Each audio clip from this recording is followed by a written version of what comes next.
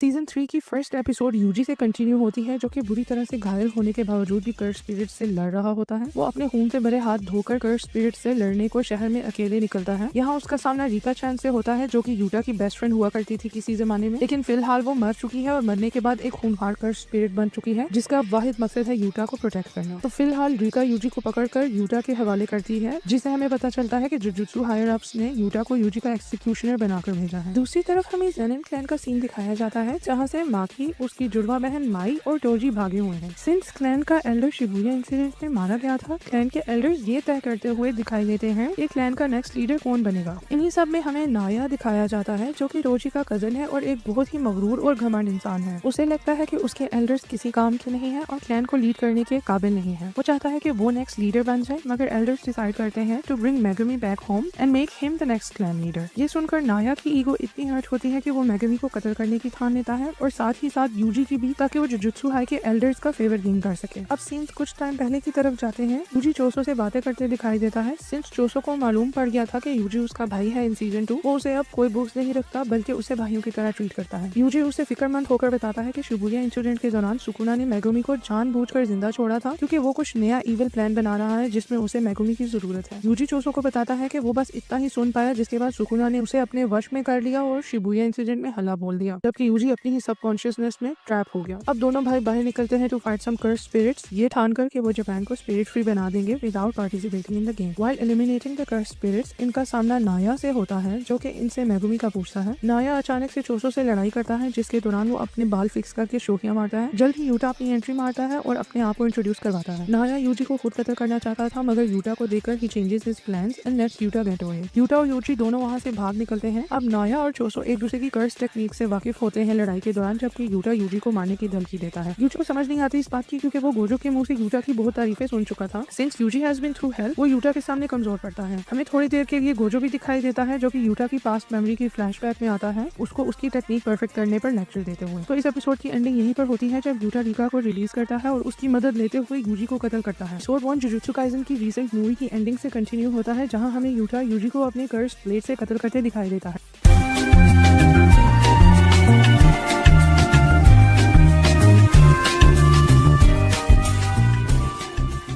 तब हमें नाओई दिखाया जाता है फ्रॉम द ज़ेनिन क्लैन। जी हाँ, अपने बड़े भाई टोजी का कजन, जो कि नहायत ही खड़ूस किस्म का आदमी है। वो फिलहाल चोसो से लड़ाई करता दिखाई देता है, because he is after Yuji and everyone else, जो कि उसके ज़ेनिन क्लैन का लीडर बनने के रास्ते में रुकावट बन सकते हैं। चोसो एंड नाओई लड़ाई रोककर थोड़ी बातचीत भी करते हैं, जिसमें हमें पता चलता है कि नाओई अपने बड़े भाइयों की कदर नहीं करता और उन्हें लूजर समझता है फॉर फेजिंग देयर क्लैन। चोसो उसे करेक्ट करते हुए ये कहता है कि बड़े भाई ही छोटों को रास्ता दिखाते हैं। अगर वो किसी जगह फेल होते हैं तो उसके छोटे भाई वो रास्ता नहीं चुनते, जो कि बहुत सेंस बनाता है। छोटे अपने बड़ों को देखकर अपने आप को फेलियर से बचा सकते हैं और उनकी सक्सेस से इंस्पायर होकर अपने कदम मजीद सक्सेस की तरफ बढ़ा सकते हैं। मूविंग ऑन, चोसो अपना सारा ब्लड बाहर निकाल लेता है टू ट्रैप नाओई, जो कि हैरान हो जाता है कि चोसो मरा क्यों नहीं अपना सारा ब्लड जाया करने के बावजूद। इन दी एंड चोसो उसका गेम बजा देता है by poisoning his blood and freezing Naoya in it. जब नाओई पर पॉइजन का असर होने लगता है, यूटा ओरा फार्मिंग करते हुए यूजी की डेड बॉडी को घसीटते हुए चोसो के पास से गुजरता है और उसे एक चमाट लगाकर साइड पर हटाता है। वो नाओई की हालत का फायदा उठाते हुए ये नेगोशिएट करता है कि अगर वो यूजी की डेथ की कंफर्मेशन एल्डर्स को देता है, तो उसके बदले यूटा अपनी रिवर्स कर्स टेक्निक से उसे रिवाइव कर सकता है और मरने से बचा सकता है। नाओई एकदम से मान जाता है। दूसरी तरफ हमें यूजी की सबकॉन्शियसनेस दिखाई जाती है। उसकी पैदाइश पर वो अपने पिता जिन इतादोरी को देखता है, जो कि यूजी के ग्रैंडफादर को समझा रहा होता है कि अनाप शनाप मत बकें, क्योंकि बच्चों को ये बातें याद रह जाती हैं। जिन का पिता फिर भी उसकी फिक्र करते हुए बोलता है कि वो जानता है जिन को औलाद चाहिए थी, मगर ये तरीका गलत है, क्योंकि उसकी बीवी तो मर चुकी है। उसी समय हमें यूजी की माता दिखाई देती है, जिनका नाम काओरी है, मगर उसके माथे पर सेम गेटो वाले स्कार्स दिखाई देते हैं, जो कि प्रूव करते हैं कि काओरी की बॉडी किनजाकू के वश में है। करंटली यूजी को फाइनली होश आता है और वो अपने आप को सुनसान जगह पर पाता है। वो अपने सामने यूटा को देखता है, जो कि यूजी को जिंदा देखकर खुशी से झूम उठता है। वो उसे टेम्पररी कत्ल करने के लिए माफी मांगता है और क्लैरिफाई करता है कि वो यूजी के लिए थ्रेट नहीं है, क्योंकि सील होने से पहले उनके उस्ताद जी गोजो ने उनसे स्पेशल रिक्वेस्ट की थी to look after his juniors from Jujutsu High. Yuta मजीद यूजी की कंफ्यूजन दूर करने के लिए उसे समझाता है कि उसने कैसे रिवर्स कर्स टेक्निक से उसका हार्ट फौरी तौर पर रिवाइव कर दिया था, जिसके बाद उसने नाओई के आगे यूजी को कत्ल करने का ढोंग रचा, ताकि एल्डर्स किसी और एग्जीक्यूशनर को ना भेजें यूजी को कत्ल करने के लिए for the role he played in Shibuya incident season 2।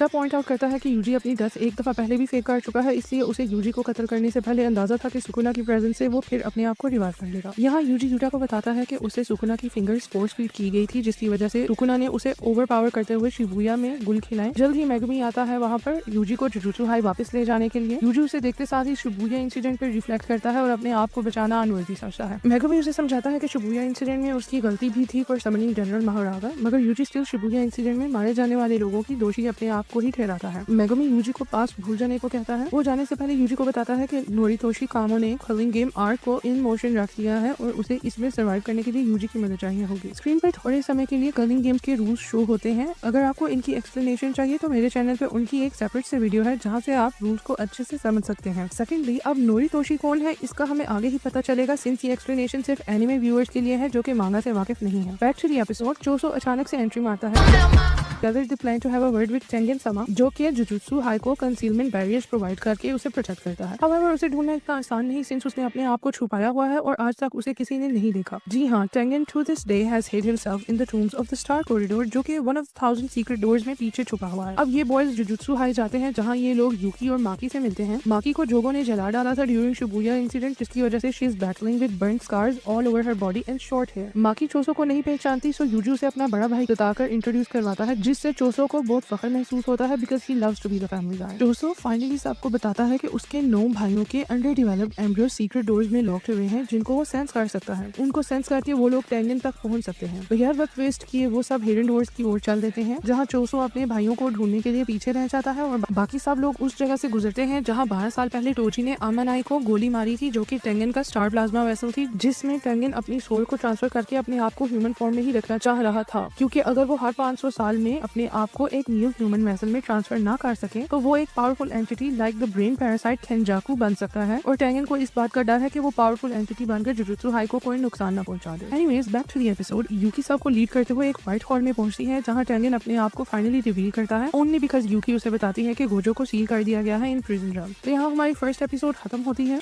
तो एपिसोड के शुरू में हमें दिखाया जाता है कि यूकी सब बच्चों के साथ टेंगन को समन कर देती है in the barriers of his tomb of the star. Tengen सबको उनकी सोर्सर स्पेशलिटी और ओरिजिन से पुकारकर उन्हें वेलकम करता है instead of saying their real names. Yuki को ये बात अजीब लगती है कि टेंगन ने यूकी को नहीं वेलकम किया, तो टेंगन अपने इरादे से बताता है कि वो श्योर नहीं था कि लास्ट टाइम उसे लगा कि यूकी शिवगुरु और केंजाकू के साथ काम कर रही है, मगर सिंस इट्स कंफर्म कि यूकी यूजी लोगों के साथ है तो टेंगन उसे भी वेलकम कर ही लेता है। अब बच्चे सबसे पहले उससे केंजाकू और कलिंग गेम्स का पूछते हैं। मेगुमी उससे प्रिजन रैम के बारे में भी पूछता है, क्योंकि गोजो वहीं पर सील्ड है। जहाँ टेंगन केंजाकू को नीरोतोशी कामो कह के पुकारता है, जिससे हमें पता चलता है कि नीरोतोशी एक बहुत ही पावरफुल सोर्सर था अपने टाइम का, जिसकी बॉडी केंजाकू ने अपने वश में करके भयानक एक्सपेरिमेंट्स करते हुए चोसो और उसके भाइयों को जन्म दिया था। उसने यूजी की माँ को भी पोजेस किया हुआ था। यूजी भी उसी का बेटा है, जिससे ये बात क्लियर होती है कि यूजी और चोसो सगे भाई हैं। So back to the episode, Tengen इन्हें कलिंग गेम्स और केंजाकू के गंदे इरादों से क्लियर करता है, मगर इस सबसे पहले वो एक कंडीशन रखता है, जिसके मुताबिक उसे 2 बच्चे चाहिए होंगे उसे बैरियर्स के अंदर गार्ड करने के लिए। उटा को शौक लगता है ये सुनकर, क्योंकि टेंगन तो एक इमॉर्टल बीइंग है, उसे क्या जरूरत प्रोटेक्शन की, वो भी उसी के बैरियर्स के अंदर। माकी भी तंज करते हुए दिखाई देती है, जिसे लगता है कि टेंगन को भी गोजो की तरह सील हो जाने का डर है। यूकी भी आवाज उठाती है और साफ साफ इनकार कर देती है उसे गार्ड प्रोवाइड करने के लिए, क्योंकि वो नहीं जानती कि टेंगन को कितने समय के लिए गार्ड करना है। टेंगन सफाई देते हुए अपनी खुद की कंडीशन के बारे में बताता है, लेकिन उससे भी पहले वो केंजाकू के मेन ऑब्जेक्टिव को हाईलाइट करता है, जिससे हमें पता चलता है कि केंजाकू पूरे जापान के लोगों की एवोल्यूशन अपने हाथों करना चाहता है। वो चाहता है कि तमाम लोग स्ट्रॉन्ग जुजुत्सु सॉर्सरर्स बन जाएं, इन्हें प्रोटेक्शन की जरूरत ही ना पड़े। जैसा कि हर बंदे को पकड़ पकड़ के इवॉल्व करना बेहद मुश्किल है, Kenjaku is planning to take over Tengen, ताकि वो जापान की पॉपुलेशन को टेंगन के साथ एब्जॉर्ब करके एक ही बार में उन सबको इवॉल्व कर दे, क्योंकि जुजुत्सु वर्ल्ड में सिर्फ टेंगन के पास ही ऐसी पावर्स हैं। यूकी उनसे पूछती है कि वो सब हजारों साल पुराने हैं, उन्होंने पहले ऐसा क्यों नहीं फेस किया। टेंगन उन्हें बताता है कि पहले वो हमेशा ह्यूमन फॉर्म में ही बनकर रहा है और हर 500 साल में सिर्फ एक मर्तबा ही उसका स्टार प्लाज्मा वेसल जन्म लेता है, जिसमें वो अपने आप को ट्रांसफर करता है टू रिमेन ह्यूमन। मगर 12 साल पहले जब उसकी वेसल आमानाई ने जन्म लिया तो टोजी ने उसे मार दिया, जिसकी बदौलत टेंगन अपनी ह्यूमन फॉर्म बरकरार नहीं कर पाया और एक हायर फॉर्म ऑफ कर्स्ट में इवॉल्व हो गया। वो ये भी बताता है कि वो सबको दिखाई जरूर दे रहा है, मगर वो अभी भी छुपा हुआ है, यानी कि वो एक टाइम पर मल्टीपल जगह एग्जिस्ट कर सकता है। अब टेंगन बताता है कि उसकी इसी कमजोरी की वजह से केंजाकू उस पर हमला कर सकता है। सिंस केंजाकू अभी सुगुरु के शरीर में है, वो उसकी कर्स स्पिरिट मैनिपुलेशन के जरिए टेंगन को एक कर्स की तरह इजीली एब्जॉर्ब कर सकता है। अगर ऐसा हो गया तो केंजाकू को टेंगन के बैरियर टेक्निक्स मिल जाएंगे, जो पूरे जुजुत्सु वर्ल्ड की फाउंडेशन है। ऐसा ना हो इसलिए टेंगन को 2 लोगों की जरूरत है जो उसे एट ऑल टाइम्स प्रोटेक्ट करें। ये बात सबको वैलिड लगती है और ये सुनते ही यूकी और चोसो उसके साथ पास रुकने और उसकी गार्डिंग करने के लिए वॉलंटियर करते हैं, जबकि बाकी लोग कर्लिंग गेम से रिलेटेड मिशन के लिए आगे बढ़ते हैं। तो गाइस आगे कर्लिंग गेम्स के रूल्स को मैं डिस्कस करने जा रही हूँ। अगर आपको रूल्स को डिटेल में समझना है तो आप मेरे चैनल पर उनकी एक्सप्लेनेशन वीडियोस देख सकते हैं, जिससे आपको और भी अच्छे से उसके रूल्स का अंदाजा हो जाएगा। Back in the episode Tengen उन सबको समझाता है कि कर्लिंग गेम एक बहुत ही बड़ी जुजुत्सु रिचुअल है जो जापान भर में 10 बैरियर डिफाइंड कॉलोनीज के जरिए चल रही है, यानी कि सब कॉलोनीज को केनजाकू ने बैरियर्स के जरिए कनेक्ट किया हुआ है। अगर इनमें से कोई भी बाहर निकलने की कोशिश करे तो सीधा मारा जाएगा। इस गेम में सिर्फ करंट सोर्सर्स ही नहीं बल्कि पुराने जमाने के सोर्सर्स भी शामिल हैं जो कि नए शरीर में जन्म लेकर आए हैं। साथ ही वो सिविलियंस भी शामिल हैं जिन्हें जबरदस्ती कर्स यूजर्स बना दिया गया बाय केनजाकू, जिसने सुगुरु की बॉडी में उसकी कर्स टेक्निक का उपयोग करते हुए सब नॉन सोर्सर्स को सोर्सर बना दिया था in the end of jujutsu Kaisen season 2। Tengen ये क्लियर करता है कि कर्लिंग गेम केनजाकू से अलग और इंडिपेंडेंटली ऑपरेट करती है। अगर केनजाकू को मार भी दिया जाए तब भी गेम खुद ब खुद खत्म नहीं होगी, क्योंकि ये बाइंडिंग वाउस और रूल्स पर बेस्ड है जो बैरियर्स के अंदर परमानेंटली सेट किए गए हैं। गेम रूल्स सुनते हुए यूजी लोग गेम मास्टर का पूछते हैं तो टेंगन उन्हें बताता है कि गेम मास्टर्स का इंटरफेस एक कोगानी नाम का शिकिगामी है जो सब पार्टिसिपेंट्स को प्रोवाइड किया जाएगा, यानी कि केनजाकू ने इस तरह से गेम मोशन में सेट की है कि जिससे ये साबित हो जाता है कि गेम ही गेम मास्टर के तौर पर पार्टिसिपेंट्स को सर्व की जा रही है। इसमें तमाम पार्टिसिपेंट्स को लड़ना होगा, दूसरों को मारकर पॉइंट्स अर्न करने होंगे और अगर कोई पार्टिसिपेट नहीं करता या पार्टिसिपेट करके पॉइंट्स नहीं बनाता तो उसे मौत की सजा मिलेगी। इस गेम का मकसद बिला वजह की मार कुटाई या एंटरटेनमेंट नहीं है, बल्कि तमाम जापान के स्केल पर कर्स एनर्जी बनाना और उसे प्योरीफाई करना है। इसके बाद बात होती है कि कर्लिंग गेम को कैसे रोका जा सकता है। टेंगन बताता है कि गेम को रोकने के सिर्फ 2 ही रियलिस्टिक तरीके हैं। वो पहला लूप होल ये ढूंढता है कि गेम को खेला जाए, उसमें 100 लोगों को कत्ल करके 100 पॉइंट्स जमा किए जाएं और उन पॉइंट्स का यूज करके नए रूल्स ऐड किए जाएं जो सिस्टम को अंदर से तोड़ सकते हैं। ये सुनते ही यूजी दुखी हो जाता है क्योंकि वो ऑलरेडी सुकुना के कत्ल किए हुए लोगों के लिए गिल्टी फील करता है। और दूसरा ऑप्शन ये है कि सातोरू गोजो को प्रिजन जेल से बाहर निकाला जाए, क्योंकि गोजो की स्ट्रेंथ इतनी ज्यादा है कि वो खुद ही पूरे सिस्टम को ओवरपावर कर सकता है। अब दोस्तों यहाँ मुझे कंफ्यूजन है। पूरी एपिसोड में बार बार यही बताया गया है कि गोजो 12 साल पहले प्रिजन जेल में सील हुआ था, जबकि यूजी और बाकी सब स्टूडेंट्स 12 साल पहले भी उतनी ही एज के थे जितने के वो आज है। ये सब कैसे हुआ, मैं तो कंफ्यूज हूँ। तो अगर आपको इसका कुछ मालूम है तो काइंडली आप कमेंट्स में मुझे इसकी एक्सप्लेनेशन कर सकते हैं। And speaking of prison jail, Tengen Yuji लोगों को प्रिजन जेल की बैक साइड ऑफर करता है, मगर ये वार्न करता है कि इसको खोलना बेहद मुश्किल है। रन को खोलने का एक ही तरीका है और वो है इसकी कर्स्ड एनर्जी को नलीफाई या रिवर्स कर दिया जाए। और ये सब करने के लिए आज तक 2 ही कर्स्ड टूल्स बनाए गए थे, black rope and inverted sphere of haven, जो कि गोजो अपनी पिछली बैटल्स में पहले ही तबाह कर चुका है। ये सुनते ही मेगुमी गुस्से से भड़क जाता है। यूटा भी हंसते हुए बताता है कि उसके मेंटोर मिगेल की ब्लैक रोप गोजो ने ही तबाह कर दी थी और उसे मिगेल के साथ अफ्रीका भेजा था टू फाइंड सम मोर, मगर उन्हें वो रोप नहीं मिली। हमें थोड़ी देर के लिए शोको भी दिखाई देती है जो कि गेम के रूल्स को समझते हुए नजर आती है, और शोको वही है जो गोजो और सुकुरु की बेस्ट फ्रेंड हुआ करती थी। अब प्रिजन जेल ओपन करने का सिर्फ एक ही चांस है उनके पास, और टेंगन बताता है कि उसके लिए उन्हें एंजल की मदद देनी होगी। एंजल एक बहुत ही पुरानी सोर्सर है जो कि अपनी कर्स टेक्निक के जरिए दूसरी कर्स टेक्निक्स को नलीफाई या रिवर्स कर सकती है। फिलहाल टेंगन बताता है कि एंजल एक नए शरीर में जन्म लेकर कर्लिंग गेम का हिस्सा बन चुकी है और इन सबको गेम में पार्टिसिपेट करके उसे ढूंढना होगा। तो दोस्तों इस एपिसोड में काफी नए कैरेक्टर्स इंट्रोड्यूस हो रहे हैं। अगर आपको उनकी डिटेल चाहिए तो आप मेरे चैनल पर जाकर मेरी वीडियो देख सकते हैं जिसमें मैंने सीजन 3 में इंट्रोड्यूस होने वाले सब कैरेक्टर्स को एक्सप्लेन किया है। ये सब क्लियर होने के बाद ग्रुप अपना प्लान बनाना शुरू करता है। माकी डिसाइड करती है कि वो जेनिन क्लैन स्टेट जाएगी ताकि पावरफुल कर्स टूल्स वापस ले आ सके जो कर्लिंग गेम के बैटल्स के लिए बहुत जरूरी होंगे। यहाँ से हमें पता चलता है कि जब गोजो 12 साल पहले सील हुआ था, जुजुत्सु हाई के तमाम कर्स टूल्स और वेपन्स जेनिन क्लैन ने जब्त कर लिए थे, जो कि माकी अब वापस लेने जा रही है। और यहाँ से यूजी को पता चलता है कि जेनिन क्लैन ने मेगुमी को अपना नया लीडर चुना है, जिससे वो हैरान होता है। पर मेगुमी इतना सरप्राइजिंग एक्ट नहीं करता, वो चिल एक्ट करता है और यूजी को बोलता है कि मैं तुम्हें बाद में समझाऊंगा।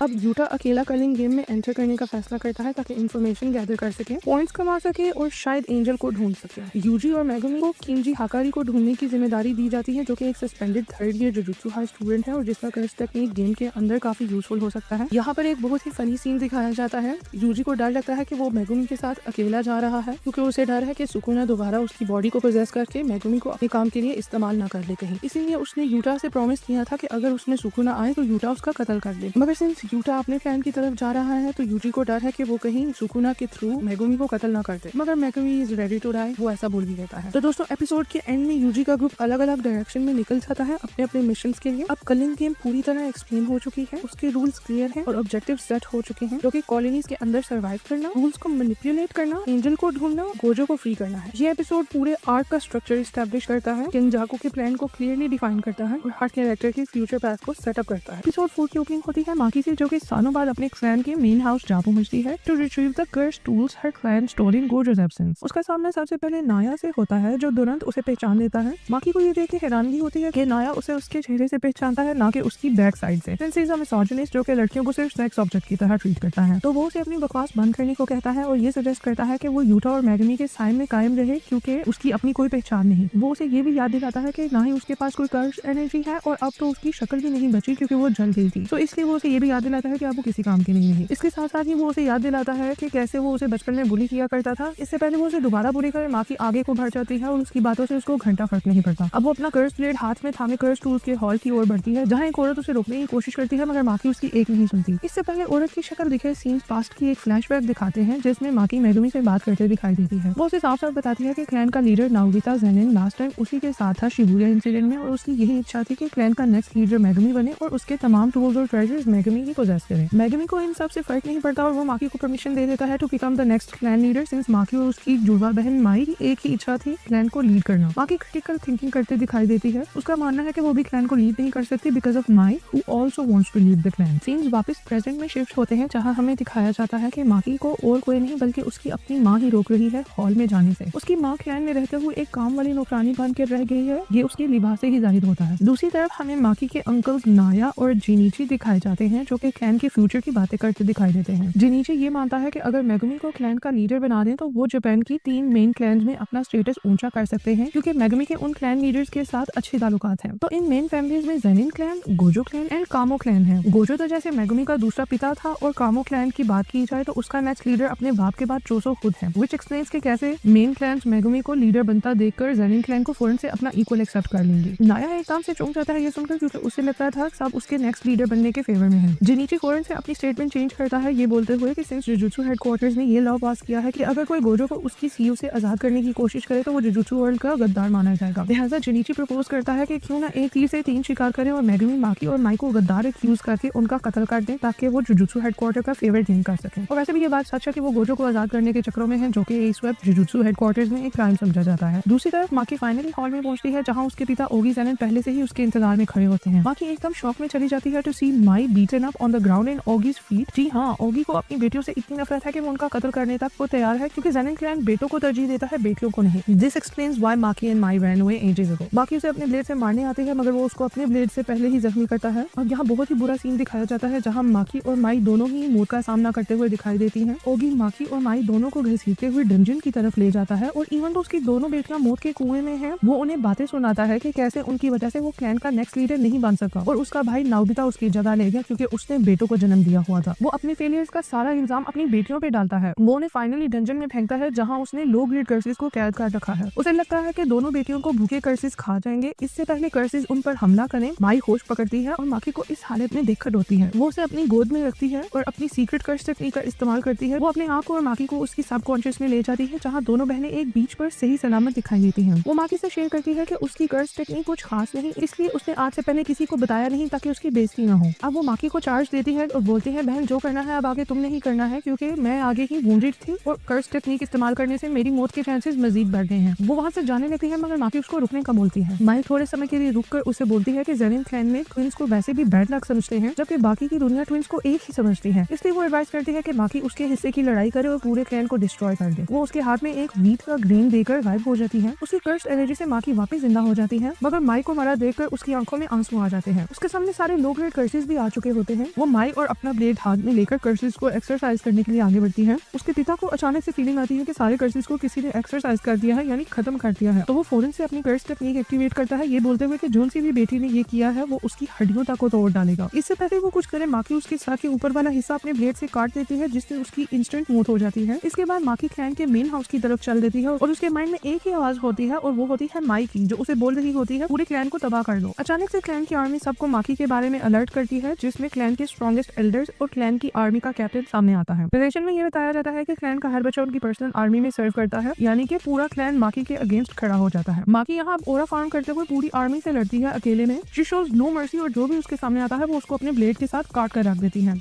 वो एक टाइम पर 10-10 लड़कों को मार गिराती है। इन द एंड माकी हॉल में अकेले खड़ी होती है और उसके पीछे पूरी आर्मी मरी पड़ी होती है। तो जी हाँ, ये वही सीन है जिसका एनिमे फैंस को बहुत बेसब्री से इंतजार था। अब पूरा हॉल नौजवानों के खून से भर जाता है। अब कैप्टन आगे आता है along with the strongest tree of Zenin clan called the high. इनमें जिनीची और 2 और स्ट्रॉन्ग एल्डर्स हैं माकी के। वो अपनी नित नई कर्स तकनीक से माकी पर हमला बोलते हैं, मगर माकी जुनून में सबको मार जाती है। वो उनकी कर्स एनर्जी के अगेंस्ट एक्ट करती है, इवन तो उसके पास अपनी कोई कर्स एनर्जी नहीं। उसकी रॉ स्ट्रेंथ देखते ही सब उसको टोजी से कंपेयर करते हैं और उसका खौफ खाते हैं, मगर तब तक वो सबको मार गिराती है। वो जिनीची का भी सर कलम कर देती है और उसे समुद्र में फेंकती है। अब हाई का लीडर नाया उसका सामना करते हुए आता है। उसके पिता नाओबिता वाली कर्स टेक्निक है जिसके जरिए वो आगे होने वाले सीन की 24 फ्रेम्स पहले ही प्रिडिक्ट कर लेता है। वो इसकी मदद से माकी का मूव प्रिडिक्ट करता है और उसे मारने के लिए फुल स्पीड से आगे आता है, मगर माकी नाओबिता को शिबुया इंसिडेंट में लड़ता देखकर उसकी टेक्निक से अच्छे से पहले से ही वाकिफ हो चुकी थी, इसीलिए वो नाया का मूव इन एडवांस प्रिडिक्ट करती है और जो ही वो उसको मारने के लिए उसके पास पहुंचता है वो उसे इतने जोर से मुक्का मारती है कि उसका पूरा जबड़ा टूट जाता है। अब माकी मेन हाउस में वापस जाती है जहाँ वो अपनी माँ को ढूंढ कर उसका कत्ल भी करती है ताकि क्लैन का एक भी बंदा पीछे न बचे। दूसरी तरफ नाया मेन हाउस में रेंगता हुआ वापस आता है जो कि माकी को गालियां देते हुए दिखाई देता है। माकी की मां मरने से पहले नाया की कमर में अपना खंजर खोद देती है जिससे उसकी मौत हो जाती है। एपिसोड के एंड में माकी माइक की बॉडी उठाकर उसके स्कूल ले जाती है और उसकी सहेली को सौंप देती है जो कि माइक को मरा देखकर बोर होती है। एंड में स्क्रीन पर न्यूज शो होती है कि पूरा ज़ेनिन क्लैन सस्पिशियसली मारा गया है। पुलिस कातिल की तफ्तीश कर रही है। गोजो क्लैन और कामो क्लैन ने जुजुत्सु हेडक्वार्टर में अपील की है to outcast Zenin clan from the main 3 family. उनकी ये अपील जुजुत्सु हेडक्वार्टर ने एक्सेप्ट कर ली है, यानी कि Zenin clan does not exist anymore. Episode 5 की शुरुआत जुजुत्सु टेक के प्रिंसिपल मासामिची यागा और उसके बनाए हुए कर्स्ड कोर्प्स यानी पैंडा से होती है। सीन्स पास्ट के होते हैं जिनमें क्योटो हाई के प्रिंसिपल यागा को वार्न करते हुए दिखाई देते हैं। उन्हें लगता है कि मासामिची की कर्स टेक्निक से वो अपने लिए एक आर्मी खड़ी कर सकता है, सिंस वो अपनी कर्स टेक्निक से किसी भी ऑब्जेक्ट या कोर्प्स में जान डाल सकता है। और उससे भी बढ़कर हैरानगी की ये बात है कि यूजुअली कर्स्ड कोर्प्सेस अपने सोर्सरर की पावर से चलती है, मगर यागा अगर एक मर्तबा किसी डॉल या ऑब्जेक्ट को जिंदा कर दे तो वो उसके इशारों पर नाचने वाली कठपुतली के बजाय खुद ब खुद ही फंक्शन करती है और एक सेपरेट ऑटोनॉमस एंटिटी बन जाती है, जैसे कि पैंडा। इसे इंसानों की तरह बोलता देख हमेशा सब कंफ्यूज ही रहते हैं। अब क्योटो के प्रिंसिपल का मानना है कि यागा की टेक्निक जुजुत्सु वर्ल्ड के लिए एक थ्रेट बन सकती है, इसलिए उसे पकड़ पकड़ जेल में डाल देना चाहिए instead of praising his technique and giving him the title of a special grade sorcerer. इसके बाद यागा अपना घर विजिट करता है जहाँ उसका बनाया हुआ एक और कर्स्ड ऑब्जेक्ट उससे बातें करता है। उसका नाम ताकेरू है और वो यागा को उसके फर्स्ट नेम से पुकारता है, यानी मासामिची कहकर पुकारता है। यागा उसे बताता है कि वो वापस जुजुत्सु टेक काम के सिलसिले से लौट रहा है और उसे वापस आने में टाइम लगेगा। आने से पहले वो ताकेरू को प्रॉमिस करता है कि वो उसे उसकी माँ से मिलवाएगा। उसके निकलने से पहले ताकेरू और बाकी कर्स्ड डॉल्स उसको उदासी के साथ अलविदा बोलती हैं। इसके बाद हमें प्रेजेंट के सीन्स दिखाए जाते हैं जहां हमें पैंडा और कुसाकाबी दिखाई देते हैं। कुसाकाबी पैंडा को बोलता है कि वो सिर्फ इसलिए उसकी मदद कर रहा है क्योंकि वो यागा को बचाना चाहता है and since he owes Yaga a favour he wants to help Panda so he can rescue यागा।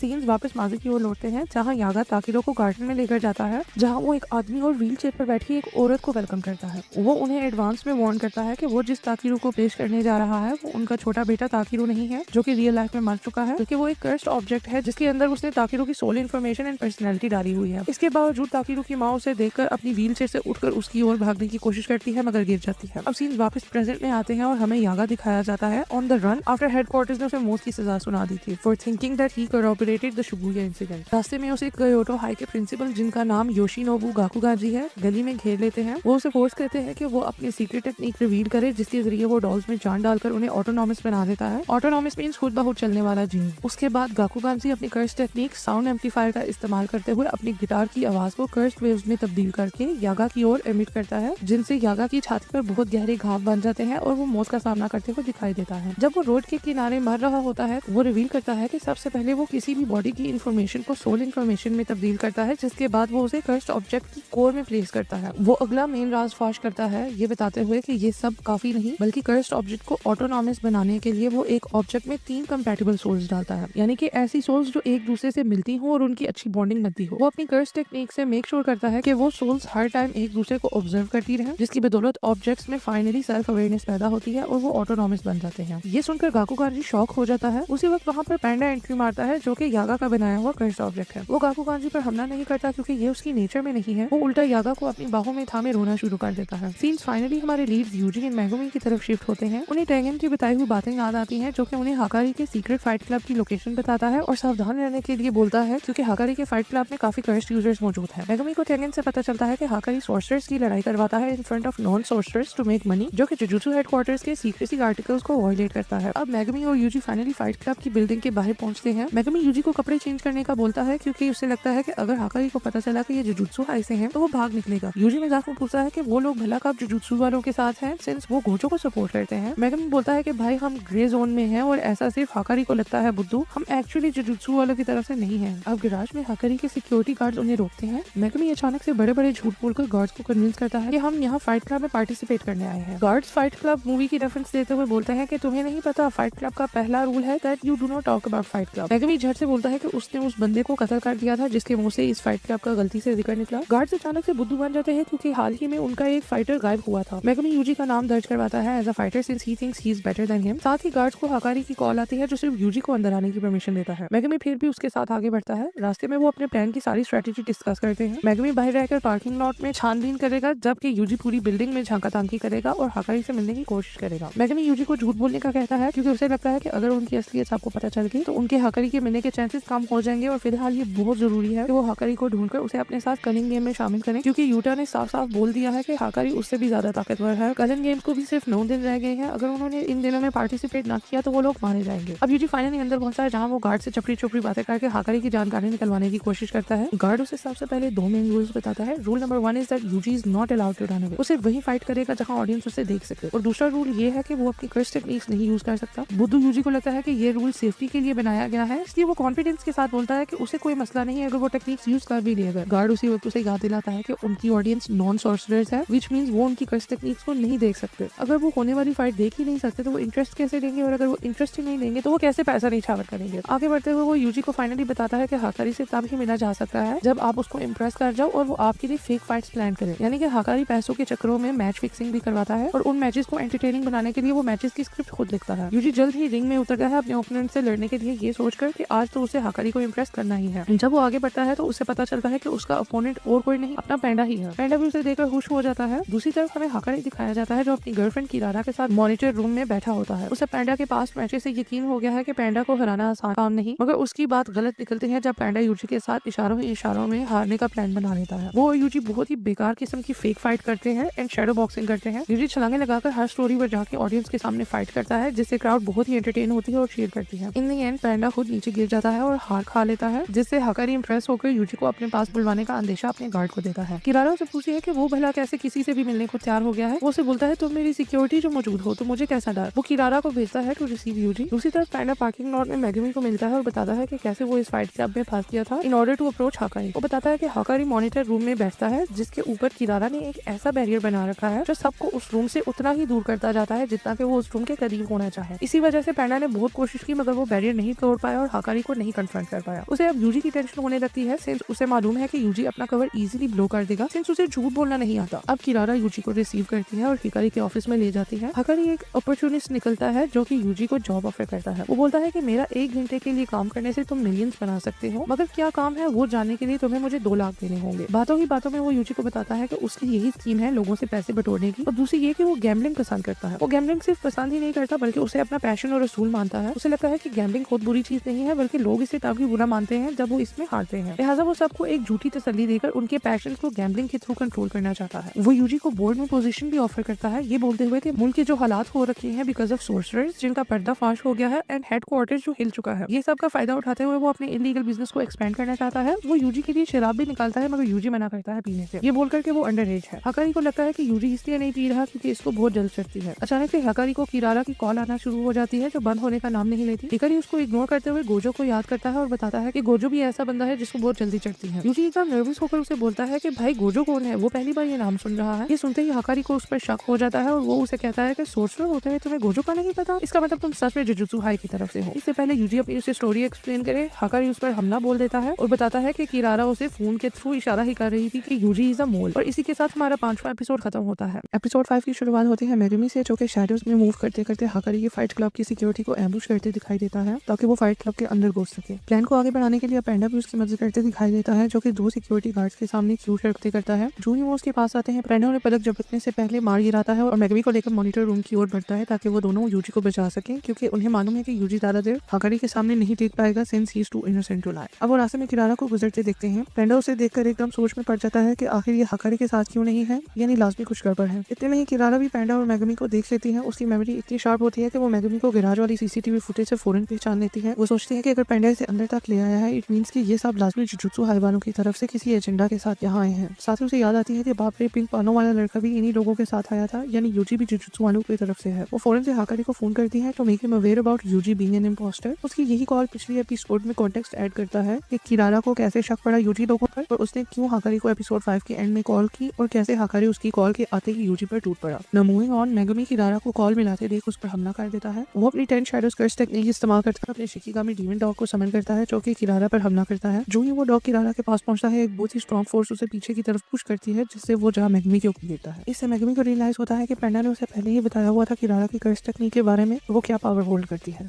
साथ ही किरारा को भी याद आता है कि उसने पेंडा को पहले ही मार किया हुआ है अपनी कर्स एनर्जी से, सो वो उसका कुछ नहीं बिगाड़ सकता, इसलिए वो उसे दूर भागना शुरू कर देती है। पेंडा जो उसका पीछा करता है वो उतना ही किरारा से दूर होता चला जाता है। मेगमी एकदम से उसकी टेक्निक फिगर आउट करना शुरू कर देता है। उसे धीरे धीरे समझ सकती है कि किरारा ने अपने कर्स से उसे और उसके शिकिगामी डीमन डॉग को एक साथ मार किया हुआ है, लिहाजा वो इस चीज का फायदा उठाते हुए अपने शिकिगामी किरारा के आगे समन करता है, जिसके साथ वो खुद भी किरारा के आगे पहुंच जाता है। और मेगमी किरारा को बताने की कोशिश करता है कि वो जुजुत्सु हाई के एल्डर्स की ऑर्डर पर नहीं आए, बल्कि उनको हाकारी की मदद चाहिए। मेगमी उसकी अटेंशन में टोक्यो के करंट हालात आता है और उसे बताता है कि जुजुत्सु हाई टेररिज्म का शिकार हो गया है, जिसकी वजह से सब जगह बैरियर्स कॉलोनीज पर छा रहे हैं और उन्हें बैटल ग्राउंड में तब्दील कर रहे हैं। ये सब सुनते किरारा मेगमी को याद करवाती है कि हमला पहले उसने किया। मेगमी फौरन से टॉपिक चेंज करके उनकी तरफ ले आता है कि आखिरकार उनका जुजुत्सु हाई वालों के साथ अड्डा क्या है। पेंडा मेगमी को बताता है कि जुजुत्सु हाई के एल्डर्स पुराने ख्यालात के खूबसूरत बुड्ढे हैं, जिन्हें उनकी मरी हुई दोस्त नोबरा की कर्स टेक्निक जैसी टेक्निक्स अच्छी लगती हैं और समझ में भी आती हैं, लेकिन उन्हें ये नहीं मालूम कि टाइम के साथ साथ टेक्निक्स इवॉल्व हो रही हैं और ऐसी न्यू चीजें सामने आ रही हैं जो कि वो बूढ़े लोग एक्सेप्ट नहीं कर पा रहे हैं और उन्हें खत्म करना चाहते हैं। अब किरारा इसकी मिसाल देती है हाकारी की कर्स टेक्निक और डोमेन एक्सपेंशन का हवाला देते हुए। उसकी कर्स टेक्निक और डोमेन दोनों ही एक जैकपॉट मशीन की तरह है जो उसके शरीर में 4 मिनट और 11 सेकंड्स के लिए इनफिनिट कर्स एनर्जी बनाती है, जिससे वो इस समय के अंदर इमोर्टल बन जाता है, यानी कि एक ऐसा इंसान जो मर नहीं सकता। और यही वजह है कि जुजुत्सु हाई के बुड्ढों को ये टेक्निक हजम नहीं हुई, बल्कि वो इसे थ्रेट समझने लगे, जिसकी वजह से हाकारी को स्कूल छोड़कर भागना पड़ा और अपने आप को सपोर्ट करने के लिए इलीगल फाइट क्लब और गैम्बलिंग शुरू करनी पड़ी। बिकॉज लेट्स बी ऑनेस्ट, कौन एक अच्छी लिविंग और ज्यादा पैसे नहीं बनाना चाहता।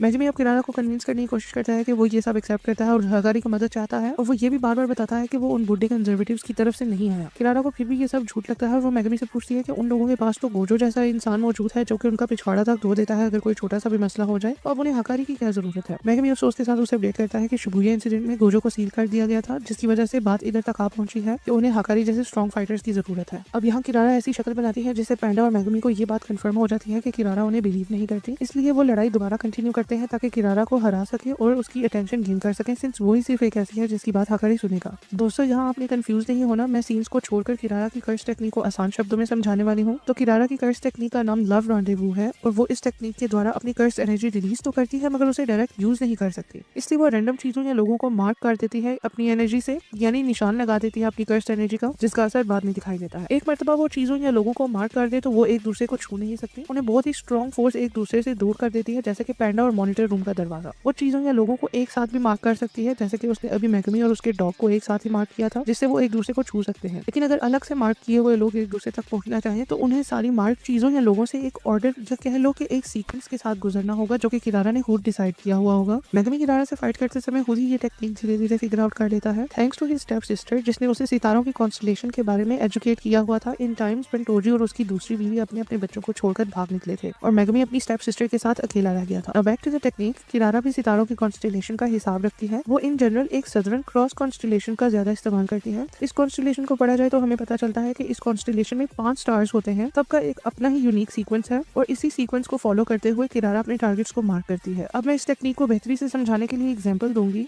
मान लो अगर किरारा सबसे पहले मेगमी को मार्क करती है, उसके बाद 3 और चीजों को मार्क करती है और लास्ट में अपने आप को मार्क कर देती है, तो मेगमी उस तक तब तक नहीं पहुंच पाएगा जब तक वो बीच की 3 मार्क कर्स्ड ऑब्जेक्ट से गुजर न जाए, और वो भी एक सीक्वेंस में, यानी जो चीज नंबर 2 पर मार्क है मेगमी को उसी से पहले गुजरना होगा, वरना वो नंबर 3 वाले मार्क ऑब्जेक्ट या इंसान तक कभी नहीं पहुंच पाएगा। यानी ये कह लो कि उसे किरारा के मार्क किए हुए ऑब्जेक्ट्स का सीक्वेंस भी फिगर आउट करना होगा कि कौन सी चीज किस नंबर पर उसने मार्क की है। वंस मेगमी को ये पता चल जाए तो वो आसानी से किरारा तक पहुंच सकता है और उससे कांटेक्ट कर सकता है। बैक टू द एपिसोड, मेगमी अब किरारा की मार्क सीक्वेंस को फिगर आउट कर लेता है क्योंकि उसे सदर्न क्रॉस कॉन्स्टलेशन की याद आ जाती है। वो अब किरारा की मार्क किए हुए ऑब्जेक्ट से गुजरता हुआ फाइनली किरारा तक पहुंचता है, जिसे अब वो छू सकता है। वो उसे फौरन से पिन डाउन करता है जमीन पर, जिससे वो शांत हो जाती है और अपनी हार एक्सेप्ट कर लेती है। अब मेगमी उसके आगे आगे झुककर उसे माफी मांगता है और उसे एक बार फिर बताता है कि उन लोगों को हकरी की मदद चाहिए। अचानक से कोई बंदा हवा में उड़ते हुए मेगमी और किरारा के बाजू में आकर गिरता है। जब उस बंदे की शक्ल नजर आती है तो पता चलता है ये तो अपना भाई यूजी है। मेगमी एकदम डर जाता है और उसका साथ देने लगता है, मगर यूजी साहब को साइड पर रहने के लिए बोलता है। वो जानबूझकर हकारी से मार खाता है और उससे फाइट बैक नहीं करता टू गेट हिज अटेंशन। किरारा मीठी आवाज में हकारी को रुकने का बोलती है और कहती है कि एटलीस्ट सुन तो लो कि वो लोग उसकी मदद क्यों चाहते हैं। हकारी यूजी से कहता है कि अपना पैशन शो कराओ कि आखिर क्यों तुम इस हद तक जा रहे हो उसकी अटेंशन पाने के लिए। यूजी एकदम सैड होकर बोलता है कि वो किसी चीज के बारे में पैशनेट नहीं है, कि उसका पैशन मर चुका है जैसे टोक्यो के हालात चल रहे हैं। वो फिलहाल मशीन के अंदर फिट होने वाले एक कॉग की तरह काम कर रहा है जो कि मशीन को चलाने में मदद करता है और यही इस एपिसोड का नाम भी है। बस वो उसी तरह शहर में फिर रहा है और सारी कर्स टेक्निक को एक्सरसाइज कर रहा है ताकि शहर को नुकसान से बचा सके। पहले हाकारी को ये बात समझ नहीं लगती और वो उसे मजीद मारता है। उसे एक समय के बाद रियलाइज होता है कि यही यूजी का पैशन है कि वो बुराई को खत्म करना चाहता है। अब वो यूजी को बोलता है कि वो उसकी बात सुनने को तैयार है, मगर वो सेल्फिश भी है। उसे पता है कि जब किसी इंसान को किसी दूसरे इंसान की मदद चाहिए होती है तो उसका यही मतलब है कि वो दूसरे इंसान को अपने साथ खतरों में धकेल रहा होता है। इरादा फिर से हाकारी को आवाज लगाती है कि तुम एकदम हीट अप हो रहे हो जो कि तुम लोगों की मदद करने से पहले होते हो। हाकारी फाइनली एक्सेप्ट कर लेता है ये सब और मेगुमी लोगों को इशारा करता है नीचे बुलाने के लिए टू कट अ डील। उनकी बात खत्म होते ही कलिंग गेम की तरफ से एक कोगानी नामी शिकिगामी उन लोगों के पास आता है और अनाउंस करता है कि किसी प्लेयर ने अपने पॉइंट्स का कोटा पूरा करके गेम में एक नया रूल ऐड किया है, यानी कि एक 9th रूल ऐड हुआ है। कलिंग गेम के रूल्स की एक्सप्लेनेशन मैंने अपने चैनल पर कर रखी है, लिहाजा उसको लाजमी चेकआउट कर लेना to understand the next part of my explanation. अब इस नए रूल के मुताबिक सब लोग जो गेम में पार्टिसिपेट कर रहे होंगे उनकी पर्सनल इन्फॉर्मेशन सबको रिवील कर दी जाएगी, यानी सब प्लेयर्स एक दूसरे की पर्सनल इन्फो, फॉर एग्जांपल उनके पॉइंट्स, उनका नाम, वो कौन सी कॉलोनी से हैं या उन्होंने कितने नए रूल्स ऐड किए हैं, ये सब देख सकते हैं। ऐसा घटिया और फालतू रूल किसने ऐड किया है ये एपिसोड के एंड में हमें दिखाया जाता है। तो ये रूल एक हाजिमी काशिमो नामी 400 साल पुराने सोर्सरर ने बनाया है जो कि एक नए शरीर में जन्म लेकर सुकुना को ढूंढने आया है, मगर कलिंग गेम में फंस चुका है। उसका कोगेनी उसे बताता है कि वो इतने लोगों का कत्ल कर चुका है कि उसके पॉइंट्स 200 हो गए हैं, यानी वो 2 न्यू रूल्स ऐड कर सकता है। लिहाजा काशिमो पर्सनल इन्फॉर्मेशन एक्सपोज करने वाला रूल ऐड करता है ताकि वो फजूल लोगों पर टाइम ना वेस्ट करे और सुकुना को जल्द से जल्द ढूंढ सके। एपिसोड 7 की शुरुआत में हमें फाइनली केंजाको दिखाया जाता है, who is the mastermind of the culling game. वो एक सासाकी नामी बच्ची के ख्यालों में हाजिर होता है, उसकी सबकॉन्शियस में घुसकर उसे ग्रीट करता है। केंजाको को अपने सर पर खड़ा देख सासाकी तुरंत उससे पूछती है कि वो आखिर है कौन।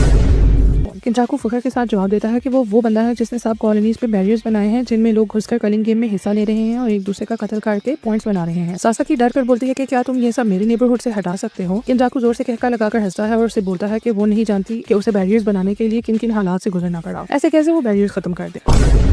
इस दौरान वो सासाकी को बातों में ये बताता है कि कलिंग गेम का हेडक्वार्टर एक बाजू ही में पाए जाने वाला एग्जीक्यूशन सेंटर है जहां लोगों को सजा के तौर पर कत्ल किया जाता था। वो फाइनली सासाकी को ऑप्शन देता है कि वो या तो बैरियर के अंदर रहकर लड़े या फिर बैरियर से बाहर निकल जाए। ये ऑफर केंजाको तकरीबन हर बंदे को दे रहा है शुरुआत में और ये चॉइस सिर्फ एक ही बार सबको ऑफर होगी। वो सासाकी को बताता है कि अगर वो बाहर निकलना चाहती है तो उसका बस हाथ थाम ले और वो जागने पर बैरियर्स के बाहर होगी। अब सासाकी उसका हाथ थामती है और वहाँ से अंधेरे की ओर धीरे धीरे चलना शुरू कर देती है। जब वो अपनी सबकॉन्शियस से निकलकर शहर में पहुंचती है तो केंजाको उसे शुक्रिया बोलता है for being a good friend to his son. Sasaki एकदम कंफ्यूज हो जाती है कि ये आखिर कौन से बेटे की बात कर रहा है। वो अचानक से जागती है और अपने आप को बैरियर के बाहर पाती है और लोगों के साथ। क्राउड में उसे अपने हाई स्कूल के ओकल्ट क्लब का मेंबर इगुची मिलता है। जी हाँ, यहाँ से हमें पता चलता है कि सासाकी और इगुची यूजी के हाई स्कूल फ्रेंड्स हैं जो कि मिलकर हॉरर रहस्य सॉल्व किया करते थे सीजन 1 में, और इन सब ने ही मिलकर सुकुना की पहली फिंगर ढूंढी थी जो कि केंजाको ने खुद ही प्लांट की थी जब वो सुगुरु की बॉडी में नया आया था। सासाकी इगुची से कैच अप करती है जिसके दौरान उसे रियलाइज होता है कि केंजाको शायद यूजी की बात कर रहा था, पर उसे समझ नहीं लगती कि ऐसा कैसे हो सकता है। ये तो सिर्फ हम ही जानते हैं कि केंजाको यूजी की मॉमी के शरीर में घुसकर यूजी के पिता के थ्रू प्रेग्नेंट हुआ था for the sake of his master plan, जो कि हमें आगे पता चलने वाला है। अब सीन यूजी लोगों के ग्रुप की तरफ आते हैं। अकारी फाइनली शांत होकर उनकी बातें सुनने के लिए बैठता है उनके साथ। यूजी और मैगमी उसे बताते हैं कि उनके हालात टाइट चल रहे हैं क्योंकि गोजो को सील कर दिया गया है। अकारी को बहुत बुरा शॉक लगता है, उसका बिहेवियर अब टोटली चेंज हो चुका है और वो अब काफी फ्रेंडली दिखाई देता है। हालात को देखते हुए पैंडा सबको बताता है कि उनके प्रिंसिपल भी मर चुके हैं। सबको पैंडा के लिए बुरा लगता है क्योंकि प्रिंसिपल यागा उसके पिता की तरह थे, मगर पैंडा बहुत ही जिगरे वाला बंदा होता है। वो बोलता है कि यार उसके पिता शिबुया इंसिडेंट में नहीं मारे गए बल्कि गाकुगान के साथ लड़ाई करते वक्त मारे गए। इवन तो वो यागा की मौत पर फूट फूट कर रोया था, वो अब सबको दिलासे देता है कि कोई बात नहीं, सब ठीक हो जाएगा। हकारी को भी दुख होता है कि जो 2 वाहिद बंदे उसके साथ अच्छा बर्ताव करते थे वो दोनों ही ऐसे हालात से गुजरे, एक मारा गया और एक सील हो गया। ये सब सुनने के बाद हकारी फाइनली उनकी मदद करने को तैयार होता है। वो वॉलंटियर करता है कि वो उनके प्लान में हिस्सा लेकर कलिंग गेम को खत्म करने की कोशिश करेगा, मगर ये बोलता है कि इस सब के बदले में उन सबको उसका एक काम करना होगा। जब वो पूछते हैं कि कैसा काम, तो वो हिचकिचाते हुए बोलता है कि जुजुत्सु वानों के लॉस को चेंज करने में उसकी मदद करनी होगी ताकि वो भागना बंद करे और सब